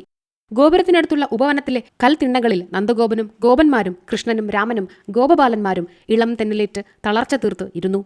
താങ്കളുടെ ഭവനങ്ങളിൽ നിന്ന് കൊണ്ടുവന്ന പാഥേയം അവർ അവിടെ ഇരുന്നു കൊണ്ട് ഭക്ഷിച്ചു. ഊണുകഴിഞ്ഞ് നഗരം കാണാൻ കൃഷ്ണനും രാമനും ഗോപബാലന്മാരും കൂടെ പുറപ്പെട്ടു. 17. കൃഷ്ണന്റെ മധുരാപുര പ്രവേശവും കംസവധവും. കൃഷ്ണനും രാമനും കൂട്ടുകാരും ഗോപുരം കടന്ന് മധുരാപുരിയിലെ രാജവീതിയിലെത്തി. അതികോമളന്മാരായ ആ കുമാരന്മാരെ കണ്ട് അവിടെയിരുന്ന പുരുഷന്മാരും വീടുകളുടെ നിലാമുറ്റങ്ങളിലിരിക്കുന്ന സ്ത്രീകളും ആദരവോടെ നോക്കി. ആരായിരിക്കും ഈ ഉണ്ണികൾ? ഭഗവാൻ തന്നെ സ്വയം അവതരിച്ചതായിരിക്കൂ. ആരായാലും ഇവരെ കാണുന്ന നമ്മുടെ കണ്ണുകൾ പുണ്യം ചെയ്തവ തന്നെ എന്ന് വിചാരിച്ച് അവർ ആനന്ദിച്ചു. കൃഷ്ണനും രാമനും ചങ്ങാതിമാരും പല പല വസ്ത്രങ്ങളും ആഭരണങ്ങളും കൗതുക വസ്തുക്കളും വിൽപ്പനയ്ക്ക് വെച്ച അങ്ങാടികൾ കണ്ടുകൊണ്ട് നടന്നു. വഴിയിലൊരു പീടികയിൽ ഒരു അലക്കുകാരൻ നല്ല പട്ടുവസ്ത്രങ്ങൾ അലക്കി ഉണക്കി ഭംഗിയിൽ മടക്കി വെക്കുന്നത് കണ്ടു. കൃഷ്ണൻ അലക്കുകാരനോട് അപേക്ഷിച്ചു, നല്ല നിറങ്ങളും ഭംഗിയുമുള്ള കുറച്ചു വസ്ത്രങ്ങൾ ഞങ്ങൾക്ക് തരുമോ? അലക്കുകാരൻ പരിഹാസത്തോടെ ചിരിച്ചു. ഇവ മഹാരാജാവിന്റെ കൊട്ടാരത്തിലേക്കുള്ള വസ്ത്രങ്ങളാണ്. അവ വേണമെന്ന് പറയാൻ നിങ്ങളാരാണ്? നിങ്ങളെപ്പോലെയുള്ള ഭിക്ഷക്കാർക്ക് ഉടുക്കാനുള്ളവയല്ല ഈ കസവ് മുണ്ടുകളും പട്ടുപുടവകളും. കൃഷ്ണൻ ഒരു നിമിഷം അയാളെ നോക്കി നിന്നു. പൂർവാവതാര സമയത്ത് ശ്രീരാമനായിരുന്ന കാലത്ത് ചാരിത്രശുദ്ധിയെ ചോദ്യം ചെയ്ത് അപവാദം പരത്തിയ അലക്കുകാരന്റെ പുനർജന്മമാണ് ഇവൻ. അന്ന് അവനെ ഒന്നും ചെയ്യാൻ കഴിഞ്ഞില്ല. അവന് കൊടുക്കേണ്ട ശിക്ഷ പ്രിയതമയായ സീതയ്ക്കാണ് അനുഭവിക്കേണ്ടി വന്നത്. കാട്ടിൽ വിട്ടുകളഞ്ഞ ദേവിയെക്കുറിച്ചോർത്ത് കൃഷ്ണന്റെ മുഖം മങ്ങി. കൃഷ്ണൻ കൈ പരത്തി അലക്കുകാരന്റെ തലയ്ക്കടിച്ചു. അവൻ ഉടൻ മരിച്ചു വീണു. കൃഷ്ണൻ അവന്റെ ഭാണ്ഡമഴിച്ച് തനിക്കും ജ്യേഷ്ഠനും മഞ്ഞപ്പട്ടുകളും നീലപ്പട്ടുകളും ചങ്ങാതിമാർക്ക് വെളുപ്പ്, ചുമപ്പ്, പച്ച, വാടാമല്ലിപ്പൂ നിറം തുടങ്ങിയ പല നിറങ്ങളിലുള്ള പട്ടുകളും ആവശ്യം പോലെ എടുത്തു. കൃഷ്ണനും മറ്റും വീണ്ടും മുൻപോട്ട് നടന്നു. കുറച്ചുനേരം പോയപ്പോൾ ഒരു തുന്നൽക്കാരൻ പല നിറങ്ങളിലുള്ള ഉത്തരീയങ്ങൾ തുന്നിവെച്ചിരിക്കുന്നത് കണ്ടു. കൃഷ്ണൻ സ്നേഹത്തോടെ അയാളെ സമീപിച്ചു. ഗുഹ എന്ന് വിളിച്ചു. തുന്നൽക്കാരൻ അത്ഭുതപ്പെട്ടു. ദേവകുമാരന്മാരെ പോലെ ഇരിക്കുന്ന നിങ്ങൾ ആരാണ്? നിങ്ങൾക്ക് എന്റെ പേരെങ്ങനെ മനസ്സിലായി? കൃഷ്ണൻ പുഞ്ചിരി തൂകി. ഗുഹ, കഴിഞ്ഞ ജന്മത്തിൽ തന്നെ ഞാൻ താങ്കളുമായി പരിചയപ്പെട്ടിരുന്നു. ഞങ്ങൾക്ക് ദേഹം മറയ്ക്കാനുള്ള ഉത്തരീയങ്ങൾ ആവശ്യമുണ്ട്. തരാൻ കഴിയോ? ഗുഹൻ സന്തോഷത്തോടെ ഉത്തരീയങ്ങൾ മുഴുവൻ അടുക്കിയെടുത്ത് കൃഷ്ണന്റെ മുൻപിൽ വെച്ചു. ഇഷ്ടം പോലെ തിരഞ്ഞെടുത്തുകൊള്ളുവിൻ. എല്ലാവരും യഥേഷ്ടം ഉത്തരീയങ്ങൾ തിരഞ്ഞെടുത്തു. അതിന്റെ വില കൊടുക്കാൻ കൃഷ്ണൻ മടിക്കുത്തിൽ കൈവയ്ക്കുന്നത് കണ്ട് ഗുഹൻ തടഞ്ഞു. വേണ്ട, വില വേണ്ട. അങ്ങ് ഉത്തരീയം ഒന്ന് ധരിച്ചു കാണണം. പിന്നെ ആ കൈകൊണ്ട് എന്റെ മുഖത്ത് ഒന്ന് തലോടുകയും വേണം. അതിനേക്കാൾ വലിയ ദ്രവ്യം എന്താണുള്ളത്? ഉത്തരീയം ധരിച്ച് ഗുഹന്റെ മുഖത്ത് തലോടിയ ശേഷം കോരിത്തരിച്ചു നിൽക്കുന്ന സാധുശീലനായ തുന്നൽക്കാരനെ പ്രിയത്തോടെ നോക്കി കൃഷ്ണൻ മുൻപോട്ട് നടന്നു. രാമനും ഗോപബാലന്മാരും പിന്നാലെയും. കുറച്ചു ദൂരം കൂടി നടന്നപ്പോൾ പൂമാലകൾ വിൽക്കുന്ന ഒരു പീടിക കണ്ടു. കൃഷ്ണനെയും രാമനെയും കണ്ട് സന്തോഷവും വിസ്മയവും കൊണ്ട് മാലക്കാരന്റെ കണ്ണുകൾ വിടർന്നു. ആരാണീ സുന്ദരകുമാരന്മാർ? ആരുടെ മക്കളാണിവർ? എവിടെ നിന്നാണ് ഇവരുടെ വരവ്? മഞ്ഞപ്പട്ടും നീലപ്പട്ടുമുടുത്ത് അതിനു യോജിക്കുന്ന നിറങ്ങളുള്ള ഉത്തരീയവും ധരിച്ചു നടക്കുന്ന അതിസുന്ദരന്മാരായ ഈ ഉണ്ണികൾ ഭൂമിയിൽ ഇറങ്ങി നടക്കുന്ന ദേവന്മാരായിരിക്കാനേ വഴിയുള്ളൂ. കൃഷ്ണൻ പൂമാലക്കാരനോട് അപേക്ഷിച്ചു. ഞങ്ങൾക്ക് ഓരോ പൂമാല തരുമോ? പൂമാലക്കാരൻ കൈകൂപ്പി വന്ദിച്ചു. നിങ്ങൾ ആരാണെന്ന് എനിക്ക് മനസ്സിലായില്ല. എന്നാൽ ഞാൻ ഒന്നറിയുന്നു. കാരുണ്യമൂർത്തികളാണ് നിങ്ങൾ. അയോഗ്യനായ ഈ ഉള്ളവനോട് പൂമാല കിട്ടാൻ നിങ്ങൾ അപേക്ഷിച്ചുവല്ലോ. എന്റെ ഭാഗ്യമാണതെന്ന് ഞാൻ കരുതുന്നു. നിങ്ങൾക്ക് പൂമാലകൾ തന്ന് പൂജിക്കാൻ കഴിഞ്ഞാൽ ഞാൻ ധന്യനായി. നോക്കൂ, വെളുത്ത ശരീരമുള്ള ഈ കുമാരന് ചെന്താമര പൂമാല യോജിക്കും. തേജസ്വിയായ മേഘവർണ്ണൻ മനോഹരങ്ങളും സുരഭിലങ്ങളുമായ പല പൂക്കൾ കൊണ്ട് കെട്ടിയ ഉണ്ടമാല ഇപ്പോൾ തന്നെ അണിഞ്ഞിട്ടുണ്ടല്ലോ. എന്നാലും ഈ വെള്ളത്താമര പൂമാലയും തുളസിപ്പൂമാലയും കൂടി ഇരിക്കട്ടെ. എല്ലാവരും ഇഷ്ടം പോലെ പൂമാലകൾ എടുത്തുകൊള്ളുവിൻ. പൂമാലക്കാരൻ സന്തോഷത്തോടെ കൊടുത്ത പൂമാലകൾ അണിഞ്ഞ് കൃഷ്ണൻ അയാളുടെ ചെവിയിൽ മന്ത്രിച്ചു. ശുഭശീലനായ താങ്കളെ മഹാലക്ഷ്മി ഒരിക്കലും വിട്ടുപോവുകയില്ല. താങ്കൾക്ക് ഇഷ്ടംപോലെ ധനവും ശക്തിയും ഉണ്ടാവും. മനസ്സിൽ നിന്ന് സത്യധർമ്മങ്ങൾ ഒഴിഞ്ഞു പോവുകയേയില്ല. ജീവിതാവസാനം വരെ ഐഹിക ഭോഗങ്ങൾ അനുഭവിച്ച് താങ്കൾ വൈകുണ്ഠലോകത്തിലെത്തും. ആ ചന്ദ്രതാരം താങ്കളുടെ സന്താന പരമ്പര ഭൂമിയിലുണ്ടാവും. ആർക്കും യാതൊരു കഷ്ടപ്പാടും ഉണ്ടാവില്ല. പൂമാലക്കാരൻ വിസ്മയത്തോടും പരമാനന്ദത്തോടും കൂടി കൃഷ്ണന്റെ സ്പർശമനുഭവിച്ച് പുളകം കൊണ്ട് കണ്ണുകളടച്ചു നിന്നു. കണ്ണുമിഴിച്ചു നോക്കിയപ്പോൾ കൃഷ്ണനും കൂട്ടുകാരും നടന്നകന്നു പോകുന്നതാണ് അയാൾ കണ്ടത്. അവരെ വിട്ടുപിരിയാൻ മനസ്സനുവദിക്കാതെ അയാൾ അവരുടെ പിന്നാലെ ഓടിച്ചെന്നു. കുറച്ചു ദൂരം കൂടി പോയപ്പോൾ സുന്ദരിയും യുവതിയുമാണെങ്കിലും കൂനിയായ ഒരു സ്ത്രീ ചന്ദനം, കുങ്കുമം, ഗോരോചനം, അഖിൽ, ഗുൽഗുലു, കർപ്പൂരം മുതലായ സുരഭില വസ്തുക്കൾ കൂട്ടിയരച്ചു ചേർത്ത കുറിക്കൂട്ടുകളും കൊണ്ട് നേരിട്ടു വന്നു. കൃഷ്ണൻ സാകൂതം അവളെ നോക്കി. ശ്രീരാമാവതാരത്തിൽ തന്നോട് അനുരാഗ അഭ്യർത്ഥന നടത്തി അംഗഭംഗം സംഭവിച്ച ശൂർപ്പണഖ രാക്ഷസിയല്ലേ ഇവൾ? അന്നു ചെയ്ത പാപങ്ങളുടെ ഫലമായി ഇവൾ കൂനിയായി ജനിച്ചിരിക്കുന്നു.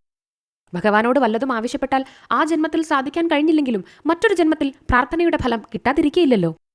കൃഷ്ണൻ കളിയായി പുഞ്ചിരി തൂകിക്കൊണ്ട് അവളോട് ചോദിച്ചു. പത്മലോചനെ, ആർക്കാണീ കുറിക്കൂട്ടുകൾ? കൂനി പ്രയാസത്തോടെ മുഖമുയർത്തി കൃഷ്ണനെ നോക്കി. അങ്ങ് എന്നെ അറിയാൻ വഴിയില്ല. മധുരാപുരിയിൽ ജനിച്ചു വളർന്ന ഭാഗ്യഹീനയായ ഒരു പാവം പെണ്ണാണ് ഞാൻ. അച്ഛനമ്മമാർ എനിക്കിട്ട പേര് സുമുഖി എന്നാണ്. എന്നാൽ എന്നെ ആരും ആ പേരിൽ വിളിക്കാറില്ല. എന്റെ ദേഹം കൂനു വളഞ്ഞിട്ടാണല്ലോ. അതുകൊണ്ട് ത്രിവക്ര, അഷ്ടവക്ര, അനേകവക്ര എന്നൊക്കെയാണ് ആളുകൾ എന്നെ പരിഹസിച്ച് വിളിക്കാറുള്ളത്. കംസമഹാരാജാവിന്റെ രാജധാനിയിലെ സൈരന്ധ്രയാണ് ഞാൻ. ഞാൻ അരച്ചുണ്ടാക്കിയ അംഗരാഗങ്ങൾ മാത്രമേ മഹാരാജാവിനും രാജ്ഞിമാർക്കും ഇഷ്ടമുള്ളൂ. അതുകൊണ്ട് രാജധാനിയിൽ ഞാൻ എല്ലാവർക്കും പ്രിയപ്പെട്ടവളാണ്. കൃഷ്ണൻ പുഞ്ചിരിയോടെ സവിനയം അപേക്ഷിച്ചു. സുമുഖി, ഭവതി അരച്ചുണ്ടാക്കുന്ന അംഗരാഗങ്ങൾ രാജാക്കന്മാർക്ക് യോജിച്ചവ തന്നെയാണ്. വളരെ ദൂരത്തുനിന്ന് തന്നെ ഇതിന്റെ സുഗന്ധം എന്നെ ആകർഷിച്ചിരുന്നു. പാവങ്ങളായി ഞങ്ങൾക്ക് പറ്റിയ വല്ല വില കുറഞ്ഞ കുറിക്കൂട്ടും ഭവതിയുടെ കയ്യിലുണ്ടോ? ഉണ്ടെങ്കിൽ തരൂ. രാജയോഗ്യങ്ങളായ അംഗരാഗങ്ങൾ കണ്ട് ഇടയന്മാരായ ഞങ്ങൾക്കും കൊതി തോന്നുന്നു. കൂനി സന്തോഷത്തോടെ അംഗരാഗം നിറച്ച പാത്രം നീട്ടിക്കാണിച്ചു. പലതരം വാസനകളുള്ള കുറിക്കൂട്ടുകൾ ഇതിലുണ്ട്. ഇഷ്ടമുള്ളതെടുക്കാം. സുമുഖി തന്നെ നല്ല സുഗന്ധമുള്ള അംഗരാഗമെടുത്ത് കൃഷ്ണന്റെയും രാമന്റെയും ഗോപബാലന്മാരുടെയും നെറ്റിമേലും കവളുകളിലും നെഞ്ഞത്തും വയറ്റത്തും കൈകളിലും കാലടികളിലും ഭംഗിയിൽ തേച്ചു പിടിപ്പിച്ചു കൊടുത്തു.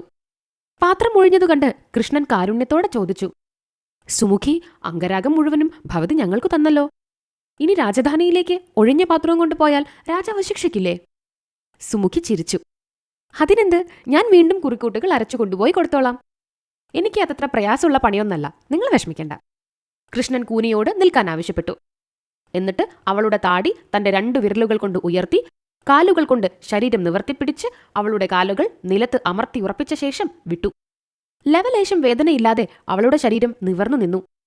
ജന്മനാ സുന്ദരിയാണെങ്കിലും കൂനും വളവും കൊണ്ട് മറഞ്ഞു കിടന്നിരുന്ന സുമുഖിയുടെ ലാവണ്യം കൃഷ്ണന്റെ കൈപെരുമാറ്റം കൊണ്ട് ഉജ്ജ്വലിച്ചു. സുമുഖി കൃഷ്ണന്റെ വസ്ത്രത്തിന്റെ തുമ്പു പിടിച്ച് സ്നേഹത്തോടും ലജ്ജയോടും കൂടി പ്രാർത്ഥിച്ചു. അങ്ങെന്റെ വീട്ടിലേക്ക് ഒരിക്കലെങ്കിലും വരണേ. അതാ പൂമരങ്ങളുടെ ഇടയിൽ വെളുത്തു കാണുന്നതാണ് എന്റെ വീട്. കൃഷ്ണൻ ചിരിച്ചു. ശരി, ഞാനൊരിക്കൽ നിന്റെ വീട്ടിലേക്ക് വരുന്നുണ്ട്. ഇപ്പോഴല്ല, എനിക്ക് പലതും ചെയ്യാനുണ്ട്. അതൊക്കെ കഴിയട്ടെ. അതുമാത്രല്ല, കൗമാരപ്രായം കഴിഞ്ഞ് എന്റെ ശരീരത്തിൽ താരുണ്യം കുടികൊള്ളുകയും വേണം. അതിനുശേഷം ഞാൻ വന്നോളാം. ഇപ്പോൾ പോകൂ. മഹാരാജാവിന്റെ അപ്രീതി സമ്പാദിക്കേണ്ട. വീണ്ടും അംഗരാഗങ്ങൾ അരച്ചുണ്ടാക്കി രാജധാനിയിലേക്ക് കൊണ്ടുപോവൂ. സുമുഖി പിന്തിരിഞ്ഞു നോക്കിക്കൊണ്ട് നടന്നു മറഞ്ഞു. വിലപിടിച്ച പട്ടുവസ്ത്രങ്ങളും ഉത്തരീയങ്ങളും പൂമാലകളും അംഗരാഗങ്ങളും അണിഞ്ഞ കൃഷ്ണനും രാമനും കൂട്ടുകാരും ധനുര്യാഗം നടക്കുന്ന യാഗശാലയിലേക്കാണ് പിന്നെ പോയത്. യാഗശാലയുടെ വാതിൽക്കൽ കാവൽ നിൽക്കുന്ന രക്ഷിഭടന്മാരോട് കൃഷ്ണൻ കൗതുകത്തോടെ ചോദിച്ചു, എന്ത് യാഗാണ് ഇവിടെ നടക്കുന്നത്? രക്ഷിഭടന്മാർ ഈ കന്നുകാലിച്ചക്കനോട് എന്തു പറയാനാണ്? പറഞ്ഞാൽ തന്നെ ഇവന് മനസ്സിലാവോ എന്ന് തമ്മിൽ പറഞ്ഞ് ഔദ്ധത്യത്തോടെ സംസാരിച്ചു. മഹത്തായ ഈ വില്ലിനെ പൂജിക്കുന്ന ധനുരജ്ഞമാണ് ഇവിടെ നടക്കുന്നത്. ആർക്കും എടുക്കാനോ തൊടാനോ കുലയ്ക്കാനോ കഴിയാത്ത വലിയ വില്ലാണിത്. മഹാരാജാവിന് വളരെ പ്രിയപ്പെട്ടതുമാണ്. നിങ്ങൾ യാഗശാലയ്ക്കുള്ളിൽ കടക്കരുത്. പുറത്തുനിന്ന് വില്ല് നോക്കിക്കൊണ്ട് തൊഴുതു നമസ്കരിച്ചാൽ മതി. അത് കേൾക്കേണ്ട താമസം കൃഷ്ണൻ യാഗശാലയുടെ ഉള്ളിൽ കടന്ന് പൂജയ്ക്ക് വെച്ചിരുന്ന വില്ലെടുത്ത് ഊക്കിൽ ഞാൻ വലിച്ചു. ആ ഞാൻ അറ്റുപോയതോടെ വില്ലൊടിഞ്ഞ് 100 ഇടി ഒന്നിച്ചു മുഴങ്ങുന്നത് പോലെ ഭയങ്കരമായ ശബ്ദം കേട്ടു. അതുകണ്ട് ക്ഷണനേരം അമ്പരന്നു നിന്ന രക്ഷിഭടന്മാർ കൃഷ്ണനെയും രാമനെയും പിടികൂടാൻ ഭാവിച്ചു. കൃഷ്ണൻ അനായാസം അവരെ അടിച്ചു വീഴ്ത്തി യാഗശാലയുടെ പുറത്തു കടന്നു. വില്ലൊടിഞ്ഞ ശബ്ദം കേട്ട് ദേവന്മാരും എന്തു ശബ്ദമാണിതെന്നറിയാതിരുന്നിട്ടും അകാരണമായ ഭയം കൊണ്ട് കംസനും പുളകാവൃതന്മാരായി. കൃഷ്ണനെയും രാമനെയും താൻ കൂട്ടിക്കൊണ്ടു വന്നിട്ടുണ്ടെന്ന കാര്യം അക്രൂരൻ കംസനോട് ഉണർത്തിക്കുമ്പോഴാണ് വില്ലൊടിഞ്ഞ ഘോര ശബ്ദം പുറപ്പെട്ടത്. അത് ദുർനിമിത്തമാണെന്ന് കംസന് തോന്നി. എന്തുപറ്റിയെന്നറിയാൻ അക്രൂരൻ ഓടിപ്പോയി യാഗശാലയുടെ അടുത്ത് ചെന്ന് നോക്കി. ബോധം കെട്ട് കിടക്കുന്ന രക്ഷിഭടന്മാരെയും ഒടിഞ്ഞ വില്ലും കണ്ട് അദ്ദേഹം കാര്യമോഹിച്ചു. യാഗശാലയുടെ പുറത്ത് ചിരിച്ചുകൊണ്ട് നിൽക്കുന്ന കൃഷ്ണനെ കണ്ട് ഉള്ളിൽ സന്തോഷമുണ്ടായെങ്കിലും പുറമേ പരിഭ്രമം ഭാവിച്ച് അദ്ദേഹം വീണ്ടും കംസന്റെ അടുത്തേക്ക് പോയി വിവരമറിയിച്ചു. താൻ അനർഘമായി സൂക്ഷിച്ചിരുന്ന വില്ല് ഒടിച്ച ഇടയ ചെറുക്കൻ തന്നോട് വീണ്ടും വീണ്ടും അപരാധം ചെയ്യുകയാണെന്ന് കംസന് ബോധ്യപ്പെട്ടു. അവനെ എങ്ങനെയെങ്കിലും കൊന്നേ തീരൂ. അതിനുള്ള വഴികൾ ആലോചിച്ച് കണ്ടുപിടിക്കാതെ നിവർത്തിയില്ല. സന്ധ്യയായതോടെ രാജധാനിയിൽ നല്ല വെളിച്ചമുള്ള വിളക്കുകൾ കൊളുത്തി നിറയെ തൂക്കിയിട്ടു. ആ വിളക്കുകളിലെ ഒറ്റനാളം 2ആയി തോന്നി കംസന്. ചുമരന്മേൽ പതിഞ്ഞ തന്റെ നിഴൽ കണ്ട് പകുതികളായതും അതിന് തലയില്ലെന്നും അയാൾ ഭയപ്പെട്ടു. എന്തെല്ലാം ദുശകനങ്ങളാണ് കാണുന്നത്! തന്റെ മരണം അടുത്തുവെന്ന് വിശ്വസിക്കാൻ എന്നിട്ടും കംസന് സാധിച്ചില്ല. അതറിയാതെ കൃഷ്ണനെ കൊല്ലാനുള്ള വഴികൾ ആലോചിച്ച് ഉറക്കം വരാതെ പട്ടുമെത്തമേൽ കിടന്നുരുണ്ടും എഴുന്നേറ്റിരുന്നും കട്ടിലിന്മേൽ നിന്നിറങ്ങി മുറിയിൽ അങ്ങോട്ടും ഇങ്ങോട്ടും നടന്നും അയാൾ നേരം പുലരുന്നതും കാത്ത് രാത്രി കഴിച്ചുകൂട്ടി. കൃഷ്ണനും രാമനും ഗോപബാലന്മാരും യാഗത്തിന്റെ വില്ലൊടിച്ച ശേഷം സാവധാനത്തിൽ നഗരത്തിലെ കാഴ്ചകളൊക്കെ കണ്ടുകൊണ്ട് ഗോപുരത്തിന്റെ പുറത്ത് നന്ദഗോപനും മറ്റും തങ്ങളെയും കാത്തിരിക്കുന്ന ഉപവനത്തിലേക്ക് പോയി. അക്രൂരൻ അവർക്കെല്ലാം വിഭവസമൃദ്ധമായ അത്താഴം ദൂതന്മാർ വഴി എത്തിച്ചു കൊടുത്തിരുന്നു. കംസനത് അറിഞ്ഞുവെങ്കിലും എതിർത്തൊന്നും പറഞ്ഞില്ല. അയാൾ ചിരിച്ചുകൊണ്ട് അക്രൂരനോട് പറഞ്ഞു, വധശിക്ഷ വിധിച്ചിരിക്കുന്നവന് തലേദിവസം നല്ല ഭക്ഷണം കൊടുക്കുന്നത് രാജധർമ്മമാണ്. ആ ചെറുക്കന്മാർക്ക് ഇഷ്ടപ്പെട്ട ഭക്ഷ്യങ്ങൾ കൊടുക്കൂ. ഇതുവരെയും കഴിക്കാത്ത സ്വാദുള്ള വിഭവങ്ങളോടെ അവരെല്ലാവരും ഊണ് കഴിച്ചു. നന്ദഗോപനും ഗോപന്മാർക്കും കംസനെയുള്ള ഭയം നിമിത്തം ഉണ്ണാൻ രുചിയുണ്ടായില്ല. അവർ അല്പം മാത്രമേ ഭക്ഷിച്ചുള്ളൂ. എന്നാൽ നിർഭയന്മാരായ കൃഷ്ണനും രാമനും കൃഷ്ണന്റെ അസാമാന്യ പ്രഭാവത്തിൽ വിശ്വാസമുണ്ടായിരുന്ന ഗോപബാലന്മാരും വയർ നിറയെ ചോറും കറികളും മധുരപദാർത്ഥങ്ങളും കഴിച്ച് കൽത്തിണ്ണമേൽ ഉറങ്ങാൻ കിടന്നു. രാധയെ ഓർത്ത് എനിക്ക് ഉറക്കം വരുന്നില്ല, കൃഷ്ണൻ ശ്രീധാമാവിനോട് രഹസ്യമായി പറഞ്ഞുകൊണ്ട് തുടർന്നു. ഇനി എനിക്ക് എന്നാണ് അവളെ കാണാൻ കഴിയാവോ? ഇവിടത്തെ മട്ട് കണ്ടാൽ ചെയ്യാനുള്ളതൊക്കെ ചെയ്തു തീർത്ത് പെട്ടെന്നൊന്നും ഇവിടം വിടാൻ സാധിക്കുമെന്ന് തോന്നുന്നില്ല. രാധയെ നേരിട്ട് കണ്ടില്ലെങ്കിലും അവളുടെ രൂപം എന്റെ മനക്കണ്ണിൽ തെളിഞ്ഞു കാണുന്നുണ്ട്. അവളുടെ സന്തോഷമാണ് എന്റെ സുഖം. അവളുടെ ദുഃഖം എന്നെ ഉമിത്തിയിലിട്ടു നീറ്റും. അവളിപ്പോൾ തീർച്ചയായും എന്നെപ്പറ്റി ആലോചിച്ച് ഉറങ്ങാതെ കിടക്കായിരിക്കും. ഞാൻ അവൾക്ക് മനസ്സുകൊണ്ട് ഒരു സന്ദേശം അയക്കട്ടെ. കൃഷ്ണൻ മൗനിയായി ആകാശത്തിലെ നക്ഷത്രങ്ങളെയും പൂർണ്ണചന്ദ്രന്മാരെയും നോക്കി കിടന്നു. അപ്പോൾ രാമൻ പറഞ്ഞു, കൃഷ്ണ, ഇന്ന് പൗർണമിയാണ്, നാളെ കറുത്ത പക്ഷം തുടങ്ങായി. അതോടെ കംസന്റെ കാലപ്പിഴയും നാളെ തുടങ്ങും. അയാൾ ഇന്ന് പൂനിലാവ് കണ്ട് ആനന്ദിച്ചുകൊള്ളട്ടെ. ഇനിയൊരു പൗർണമി കാണാൻ അയാൾ ജീവിച്ചിരിക്കോ? കൃഷ്ണൻ പുഞ്ചിരിയോടെ പ്രതിവചിച്ചു. സംശയമുണ്ടോ? നാളത്തെ പകൽ അവസാനിക്കുന്നത് കാണാൻ പോലും അയാൾ ജീവനോടെ ഇരിക്കയില്ലെന്ന് എനിക്ക് തോന്നുന്നു. ഗോപന്മാരെല്ലാവരും ഉറങ്ങിക്കഴിഞ്ഞു. രാമനും ഉറക്കം പിടിച്ചു. തന്റെ അവതാര ലക്ഷ്യത്തിലെ സങ്കീർണതകളോർത്ത് കൃഷ്ണൻ ഭാവിയിലെ ഓരോ പ്രവൃത്തിയും ക്രമപ്രകാരം ചിട്ടയിൽ അടുക്കിവെച്ചു. നേരം പുലർന്നു. കംസൻ നേരത്തെ എഴുന്നേറ്റ് കുളിച്ച് പത്നിമാരായ അസ്ഥി, പ്രാപ്തി എന്നിവരോടൊപ്പം പ്രാതൽ കഴിച്ചു. അവരോട് അയാൾ പറഞ്ഞു, എന്റെ അന്തകനെന്ന് കേൾവിപ്പെട്ട ആ ഇടയ ചെറുക്കനെ അവസാനം എന്റെ കയ്യിൽ കിട്ടിയിരിക്കുന്നു. നമ്മുടെ ഏറ്റവും ബലവാന്മാരായ മല്ലന്മാരുണ്ടല്ലോ, ചാണൂരനും മുഷ്ടികനും. അവരോട് മല്ലയുദ്ധത്തിനൊരുങ്ങി മൈതാനത്തിലേക്ക് വരാൻ ഞാൻ കൽപ്പന കൊടുത്തിട്ടുണ്ട്. മൈതാനത്തിന്റെ നടുവിലാണ് മല്ലയുദ്ധത്തിന് സ്ഥലം കണ്ടെത്തിയിരിക്കുന്നത്. ചുറ്റും നമുക്കും ബന്ധുക്കൾക്കും മിത്രങ്ങൾക്കും പരിവാരങ്ങൾക്കും കൂടാതെ ഇടയന്മാർക്കും മധുര നഗരവാസികൾക്കും മൽപ്പിടുത്തം കാണാൻ സൗകര്യമുള്ള ഇരിപ്പിടങ്ങൾ ഒരുക്കിയിട്ടുണ്ട്. ആളുകൾ ഇപ്പോൾ തന്നെ വന്നു തുടങ്ങിയിരിക്കുന്നുവെന്നും തോന്നുന്നു. ജനങ്ങളുടെ കോലാഹലം കേട്ടില്ലേ? എല്ലാവർക്കും കൗതുകമുള്ളതാണല്ലോ മല്ലയുദ്ധം. ചാണൂരനോടും മുഷ്ടികനോടും നേരിടത്തക്ക ശക്തന്മാരും വില്ലന്മാരും ഇല്ലാത്തതിനാൽ കുറേ കാലമായി മല്ലയുദ്ധം നടത്താറില്ലല്ലോ. ഇന്നിപ്പോൾ ആ ചെറുക്കന്മാർ വീരന്മാരാണെന്ന് കരുതിയിട്ടൊന്നുമല്ല. ഞാൻ മല്ലയുദ്ധത്തിന് ഏർപ്പാട് ചെയ്തത് മറ്റൊരു ഉദ്ദേശത്തിലാണ്. ചാണൂരനും മുഷ്ടികനും ആ ചെറുക്കന്മാരെ ഒരു നിമിഷത്തിനുള്ളിൽ ചമ്മന്തിയാക്കുന്ന കാര്യത്തിൽ സംശയമില്ല. മല്ലയുദ്ധം നടത്തുന്ന രംഗദ്വാരത്തിനടുത്ത് നമ്മുടെ കുവലയാപീഠം എന്ന ആനയെ നിർത്തിയിട്ടുണ്ട്. സർവ്വലക്ഷണങ്ങളും തികഞ്ഞതും സദാ മതിച്ചു നടക്കുന്നതും വലുപ്പം കൊണ്ടും ശക്തി കൊണ്ടും ദേവേന്ദ്രന്റെ ഐരാവതത്തെക്കാൾ മികച്ചു നിൽക്കുന്നതും മലയോടൊപ്പം ഫലവത്തുമായ കുവലയാപീഠത്തെ നേരിട്ടിട്ടു വേണം ചെറുക്കന്മാർക്ക് മല്ലയുദ്ധ സ്ഥലത്തെത്താൻ. കുവലയാപീഠം തന്നെ അവരെ 2 കൈകളിലായി കോർത്ത് തുമ്പിക്കൈ കൊണ്ടടിച്ചും പരുപരുത്ത കാലുകളുടെ അടിയിൽപ്പെട്ട് ചവിട്ടിയരച്ചും കൊന്നോളും. മല്ലരംഗത്തിലേക്ക് അവർക്ക് കടക്കേണ്ടി വരികയില്ല. ഭർത്താവിന്റെ വാക്കുകൾ കേട്ട് അസ്ഥിയും പ്രാപ്തിയും തല കുലുക്കി സമ്മതിച്ചു. എങ്കിലും അവരുടെ 2 പേരുടെയും മനസ്സ് ശാന്തമായിരുന്നില്ല. ധനുര്യാഗത്തിന്റെ വില്ലൊടിച്ചതു തന്നെ വല്ലാത്ത സംഭവമായി. കൂടാതെ ഭർത്താവ് അറിയാത്ത പല സംഭവങ്ങളും തലേ ദിവസം നടന്നത് ദാസിമാർ പറഞ്ഞ് അവരറിഞ്ഞിരുന്നു. രാജധാനിയിലെ അലക്കുകാരനെ അടിച്ചു കൊന്നതും പട്ടുവസ്ത്രങ്ങളെടുത്തുടുത്തതും അനേകവക്രയുടെ കയ്യിൽ നിന്ന് അംഗരാഗങ്ങൾ വാങ്ങി അവളുടെ കൂനും വളവും നിവർത്തിയതും അവർ കേട്ടു മനസ്സിലാക്കിയിരുന്നു. ഭർത്താവ് തലേ ദിവസം ദുർനിമിത്തങ്ങളും ദുശകുനങ്ങളും കണ്ട് ആദ്യപ്പെട്ട് രാത്രിയിൽ ഉറങ്ങാതെ കഴിച്ചുകൂട്ടിയതും അവർ ഓർത്തു. പുറമേ പ്രകടിപ്പിക്കുന്ന ആത്മവിശ്വാസം അദ്ദേഹത്തിനുണ്ടോ എന്ന് അവർ സംശയിച്ചു. എന്നാൽ അദ്ദേഹത്തെ പ്രകോപിപ്പിക്കുകയോ അധീരനാക്കുകയോ ചെയ്യുന്ന വാക്കുകളൊന്നും അവർ പറയാൻ മനസ്സുകാട്ടിയില്ല. അവർ ഭംഗിവാക്കുകൾ പറഞ്ഞ് ഭർത്താവിന് ഉത്സാഹവും വീര്യവും വളർത്തി. എന്നിട്ട് ആശങ്കയോടെ മല്ലയുദ്ധം കാണാൻ വേണ്ടി ഭർത്താവിനോടൊപ്പം ഉയർന്ന മണിമേടയിൽ ചെന്നിരിപ്പായി. കൃഷ്ണനും രാമനും കുളിച്ച് അക്രൂരൻ വിളമ്പിക്കൊടുത്ത പ്രാതൽ കഴിച്ച് കംസന്റെ കൽപ്പന പ്രകാരം മല്ലയുദ്ധം നടത്താൻ നിശ്ചയിച്ചിട്ടുള്ള മൈതാനത്തിന്റെ ഗോപുരവാതിലിലേക്ക് നടന്നു. അക്രൂരൻ നന്ദഗോപനെയും ഗോപന്മാരെയും ശ്രീധാമാവ്, സുലക്ഷണൻ എന്നീ 2 പേരൊഴിച്ചുള്ള ഗോപൻപാലന്മാരെയും വഴികാണിച്ച് മൈതാനത്തിന്റെ ഇടതുവശത്ത് പൊതുജനങ്ങൾക്ക് ഇരിക്കാൻ സജ്ജമാക്കിയിട്ടുള്ള ഇരിപ്പിടത്തിലേക്ക് ആനയിച്ചു. ഏറ്റവും മുൻപിൽ തന്നെ അവരെ ഇരുത്തി. ബഹുജനങ്ങൾ തുരുതുരേ വന്നു തുടങ്ങി. മധുരാപുരിയിലെ പുരുഷന്മാരും സ്ത്രീകളും കുട്ടികൾ പോലും മൈതാനത്തിൽ പലയിടങ്ങളിലായി ഇരിക്കാൻ സ്ഥലം കണ്ടെത്തി ഉത്കണ്ഠയോടെ ഇരിപ്പുറപ്പിച്ചു.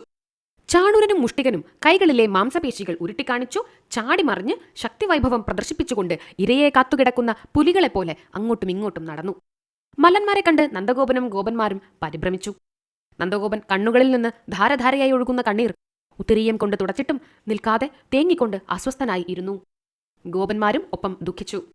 അതേസമയത്ത് മൈതാനത്തിന്റെ വലതുവശത്ത് വസുദേവനും മകൾ സുഭദ്രയെ മടിയിലിരുത്തിക്കൊണ്ട് ദേവകിയും കണ്ണീരടക്കാൻ പ്രയാസപ്പെട്ട് വിങ്ങിപ്പൊട്ടിക്കൊണ്ടിരുന്നു.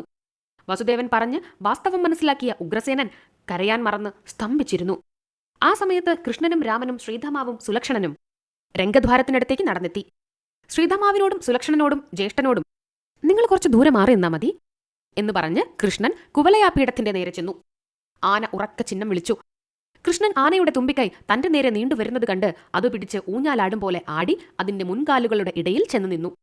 കൃഷ്ണനെ കാണാഞ്ഞ് ആന ഒന്ന് അമ്പരന്നു. കൃഷ്ണൻ മുൻകാലുകൾക്കിടയിലുണ്ടെന്ന് മനസ്സിലാക്കിയപ്പോൾ അത് തുമ്പിക്കൈ നീട്ടി പിടിക്കാനാഞ്ഞു. ഉടൻ കൃഷ്ണൻ പിൻകാലുകളുടെ നടുവിലേക്കോടി കാൽ പിടിച്ച് ഊഞ്ഞാലാടിക്കൊണ്ട് ആനയുടെ പുറത്തു കയറി. കൃഷ്ണനെ തട്ടി താഴെയിടാനായി പിന്നെ ആനയുടെ ശ്രമം. ആനക്കാരൻ ആനയെ ഉത്സാഹിപ്പിച്ചു കൊണ്ടിരുന്നു. കൃഷ്ണൻ ആനപ്പുറത്ത് നിന്നുകൊണ്ട് ആനക്കാരന്റെ തലയിലേക്ക് ചാടി. അവൻ മറിഞ്ഞു വീണു. വീണ് കിടക്കുന്ന ആനക്കാരന്റെ നേരെ ആന പെട്ടെന്ന് തിരിഞ്ഞു. കൃഷ്ണനാണെന്ന് തെറ്റിദ്ധരിച്ച് ആന അവനെ കാൽ കൊണ്ട് ചവിട്ടി അരച്ചു. അപ്പോഴേക്കും കൃഷ്ണൻ ആനയുടെ മുൻപിൽ തന്നെ എത്തി. എവിടെയും ഉണ്ടെങ്കിലും എവിടെയും കാണാനാവാത്ത മഹായോഗികൾ പോലും അന്വേഷിച്ചു നടക്കുന്ന ശ്രീകൃഷ്ണ ഭഗവാനെ പാപിയായ കംസന്റെ ദുരിതം ചെയ്ത ആനയ്ക്ക് കണ്ടുപിടിക്കാൻ കഴിയോ? കൃഷ്ണൻ ആനയുടെ മസ്തകത്തിൽ വലതുകൈ ചുരുട്ടി ഊക്കിൽ ഒന്നടിച്ചു. അഞ്ജന പർവ്വതം വീഴും പോലെ കുവലയാപീഠം ചെരിഞ്ഞു വീണ് അലറി തുടങ്ങി. കൃഷ്ണൻ അതിന്റെ 2 കൊമ്പുകളും നിഷ്പ്രയാസം പുഴക്കിയെടുത്ത് ഒന്ന് ജ്യേഷ്ഠന് കൊടുത്ത് മറ്റേത് താനും ആയുധമായി കയ്യിൽ പിടിച്ചു. മസ്തകം പിളർന്നപ്പോൾ നെല്ലിക്കയോളം വലുപ്പമുള്ള കുറേയേറെ വെൺമുത്തുകൾ അതിൽ നിന്ന് പുറത്തു വീണു. കൃഷ്ണൻ അവ വാരിയെടുത്ത് ശ്രീധമാവിനെ ഏൽപ്പിച്ചു. സർവ്വലക്ഷണയുക്തവും അത്യുത്തമവുമാണ് ഈ ആന. അത്തരം ആനകളുടെ മസ്തകങ്ങളിൽ രത്നങ്ങൾ ഉണ്ടാവുമെന്ന് കേട്ടിട്ടുണ്ട്. ഇതാ, അമ്പിളിത്തുണ്ടുകൾ പോലെയുള്ള ഈ മുത്തുകൾ നീ കയ്യിൽ വാങ്ങി ഗോകുലത്തിൽ മടങ്ങിയെത്തിയ ഉടൻ രാധയ്ക്ക് ഒരു മുത്തുമാല പണിയിപ്പിച്ചു കൊടുക്കണം. ശ്രീധമാവ് മുത്തുകൾ കൈക്കുമ്പിളിൽ ഏറ്റുവാങ്ങി. ഉത്തരീയത്തിൽ പൊതിഞ്ഞ് ചുമലിലൂടെ തൂക്കിയിട്ടു. ചോരപുരണ്ട ആനക്കൊമ്പുകളുമായി കൃഷ്ണനും രാമനും രംഗഭൂമിയിലേക്ക് നടന്നു. രംഗഭൂമിയിൽ പ്രവേശിച്ച ചൈതന്യസമ്പൂർണമായ കൃഷ്ണനെ കണ്ട് മല്ലന്മാരായ ചാണൂരനും മുഷ്ടികനും ഇടിത്തീ തട്ടിയാലെന്ന പോലെ സ്തബ്ധരായി. കാണാൻ മാത്രമില്ലാത്ത ഈ കൊച്ചുകുട്ടികളെ തോൽപ്പിച്ച് കൊല്ലാൻ അതിബലവാന്മാരായ തങ്ങൾക്ക് കഴിയുമോ എന്ന് അവർ ശങ്കിച്ചു. കൃഷ്ണനെ കണ്ട പൊതുജനങ്ങളുടെ മനസ്സിൽ പല വിചാരങ്ങളും ഉദിച്ചു. ഈ ബാലൻ ഇടയച്ചെറുക്കനൊന്നുമല്ലട്ടോ, മഹാരാജാവാണ്. അതും പോരാ, നമ്മയൊക്കെ നന്നായി ഭരിച്ച് നമുക്ക് സുഖം തരുന്ന ചക്രവർത്തി. 14 വയസ്സുവരെ കൃഷ്ണനെ കൊഞ്ചിച്ചും ലാളിച്ചും മടിയിലിരുത്തിയും ഓമനിച്ച നന്ദഗോപൻ ഭാഗ്യശാലിയാണ്. മുലപ്പാലൂട്ടി വാരിയെടുത്ത് താലോലിച്ചുറക്കി കൃഷ്ണനെ വളർത്തിയ യശോദാദേവി എന്ത് തപസ് ചെയ്തിട്ടാണാവോ ഇത്ര പുണ്യം നേടിയത്? കൃഷ്ണനെ കണ്ട കന്യകമാരും തരുണിമാരും വിചാരിച്ചു, ആരാണീ വരുണ ശ്യാമളവർണ്ണൻ? സാക്ഷാൽ കാമദേവൻ തന്നെയോ? ആയിരിക്കും. മറ്റാർക്കും ഇത്രയേറെ മോഹിപ്പിക്കുന്ന സൗന്ദര്യ സൗഭാഗ്യങ്ങൾ ഉണ്ടാവില്ല. രംഗഭൂമിയിൽ കടക്കാതെ കൃഷ്ണന്റെ പിന്നിൽ നിന്നിരുന്ന ഗോപബാലന്മാരും ജനങ്ങളുടെ കൂട്ടത്തിലിരിക്കുന്ന ഗോപന്മാരും ഓർത്തു, നമ്മുടെ ഉണ്ണികൃഷ്ണനല്ലേ ഇത്? നമ്മുടെ ചങ്ങാതി, നമുക്ക് എന്തും പറയാനും ചെയ്യാനും സ്വാതന്ത്ര്യമുള്ള പ്രിയപ്പെട്ട സുഹൃത്ത്. പൊതുജനങ്ങളുടെ കൂട്ടത്തിലും കംസന്റെ അടുത്തുമായി സ്ഥിതി ചെയ്തിരുന്ന ഖലന്മാർക്കും കംസനും തോന്നി, ഇവനാണ് നമ്മുടെ ശത്രു, ഇവനെ കൊന്നാലേ നമുക്ക് ഗതിയുള്ളൂ. നന്ദഗോപനും വസുദേവനും ദേവകിയും ഒരേ സമയത്ത് വിചാരിച്ചു, കൃഷ്ണൻ എന്റെ മകനാണ്, എനിക്കു ജനിച്ച കുഞ്ഞാണ്, മോഹിച്ചുണ്ടായ ഉണ്ണി. ചോരപുരണ്ട ആനക്കൊമ്പും പിടിച്ചുകൊണ്ട് പരിഭ്രമം കൂടാതെ രംഗഭൂമിയിലേക്ക് നടന്നു വന്ന കൃഷ്ണനെ കണ്ട് പലരുടെ മനസ്സിലും പലതരം ചിന്തകൾ പൊട്ടിമുളച്ചു. അവർ ഓരോരുത്തരും വിചാരിച്ച രൂപം തന്നെയായിരുന്നു കൃഷ്ണന്റേത്. മല്ലയുദ്ധം തുടങ്ങാനുള്ള അടയാളമായി പെരുമ്പറ ഉച്ചത്തിൽ മുഴക്കാൻ കംസൻ ഭടന്മാരോട് കൽപ്പിച്ചു. ഇടിവെട്ടും പോലെ കർണകഠോരമായി പെരുമ്പറ ഇടവിടാതെ ശബ്ദിച്ചു. ചാണൂരൻ ആദ്യം മുന്നോട്ട് വന്ന് കൃഷ്ണനെ പിടികൂടി. അവന്റെ കടും കറുപ്പു നിറം കൃഷ്ണന്റെ നീലത്താമര പോലെയുള്ള ശരീരത്തിന് ഭംഗി കൂട്ടിയതേയുള്ളൂ. ചാണൂരനെ പോലെ തന്നെ കറുത്തവനായിരുന്നു മുഷ്ടികനും. വെൺതാമരപ്പൂ പോലെയുള്ള രാമനെ മുഷ്ടികൻ ചെന്ന് പിടിച്ചു. ആ 2 വർണ്ണവ്യത്യാസങ്ങൾ എല്ലാവരും ശ്രദ്ധിച്ചു. കൃഷ്ണൻ ചാണൂരന്റെ പിടിവിടുവിക്കാൻ ശ്രമിച്ചതേയില്ല. ആ കോമളാങ്കൻ പാറക്കെട്ടുപോലെ ഉറച്ച ചാണൂരന്റെ കൈകൾ സ്വന്തം കൈകളിൽ ഒതുക്കി. സ്വയം അറിയാതെ പിടിവിട്ടുപോയതിൽ അമ്പരന്ന് ചാണൂരൻ കൃഷ്ണന്റെ കൈക്കുടന്നയിൽ നിന്നു സ്വതന്ത്രനാവാൻ ശ്രമിച്ചുവെങ്കിലും സാധിച്ചില്ല. അടുത്തതായി കൃഷ്ണൻ അവന്റെ നെഞ്ഞത്ത് ഒന്നടിച്ചു. പ്രാണൻ പോവുന്ന പോലെ തോന്നിയെങ്കിലും കൃഷ്ണന്റെ കൈകൾക്കുള്ളിൽ നിന്ന് തന്റെ കൈ വലിച്ചെടുക്കാൻ കഴിഞ്ഞതിൽ സന്തോഷിച്ച ചാണൂരൻ കൃഷ്ണന്റെ നെഞ്ഞത്ത് അടിച്ചു.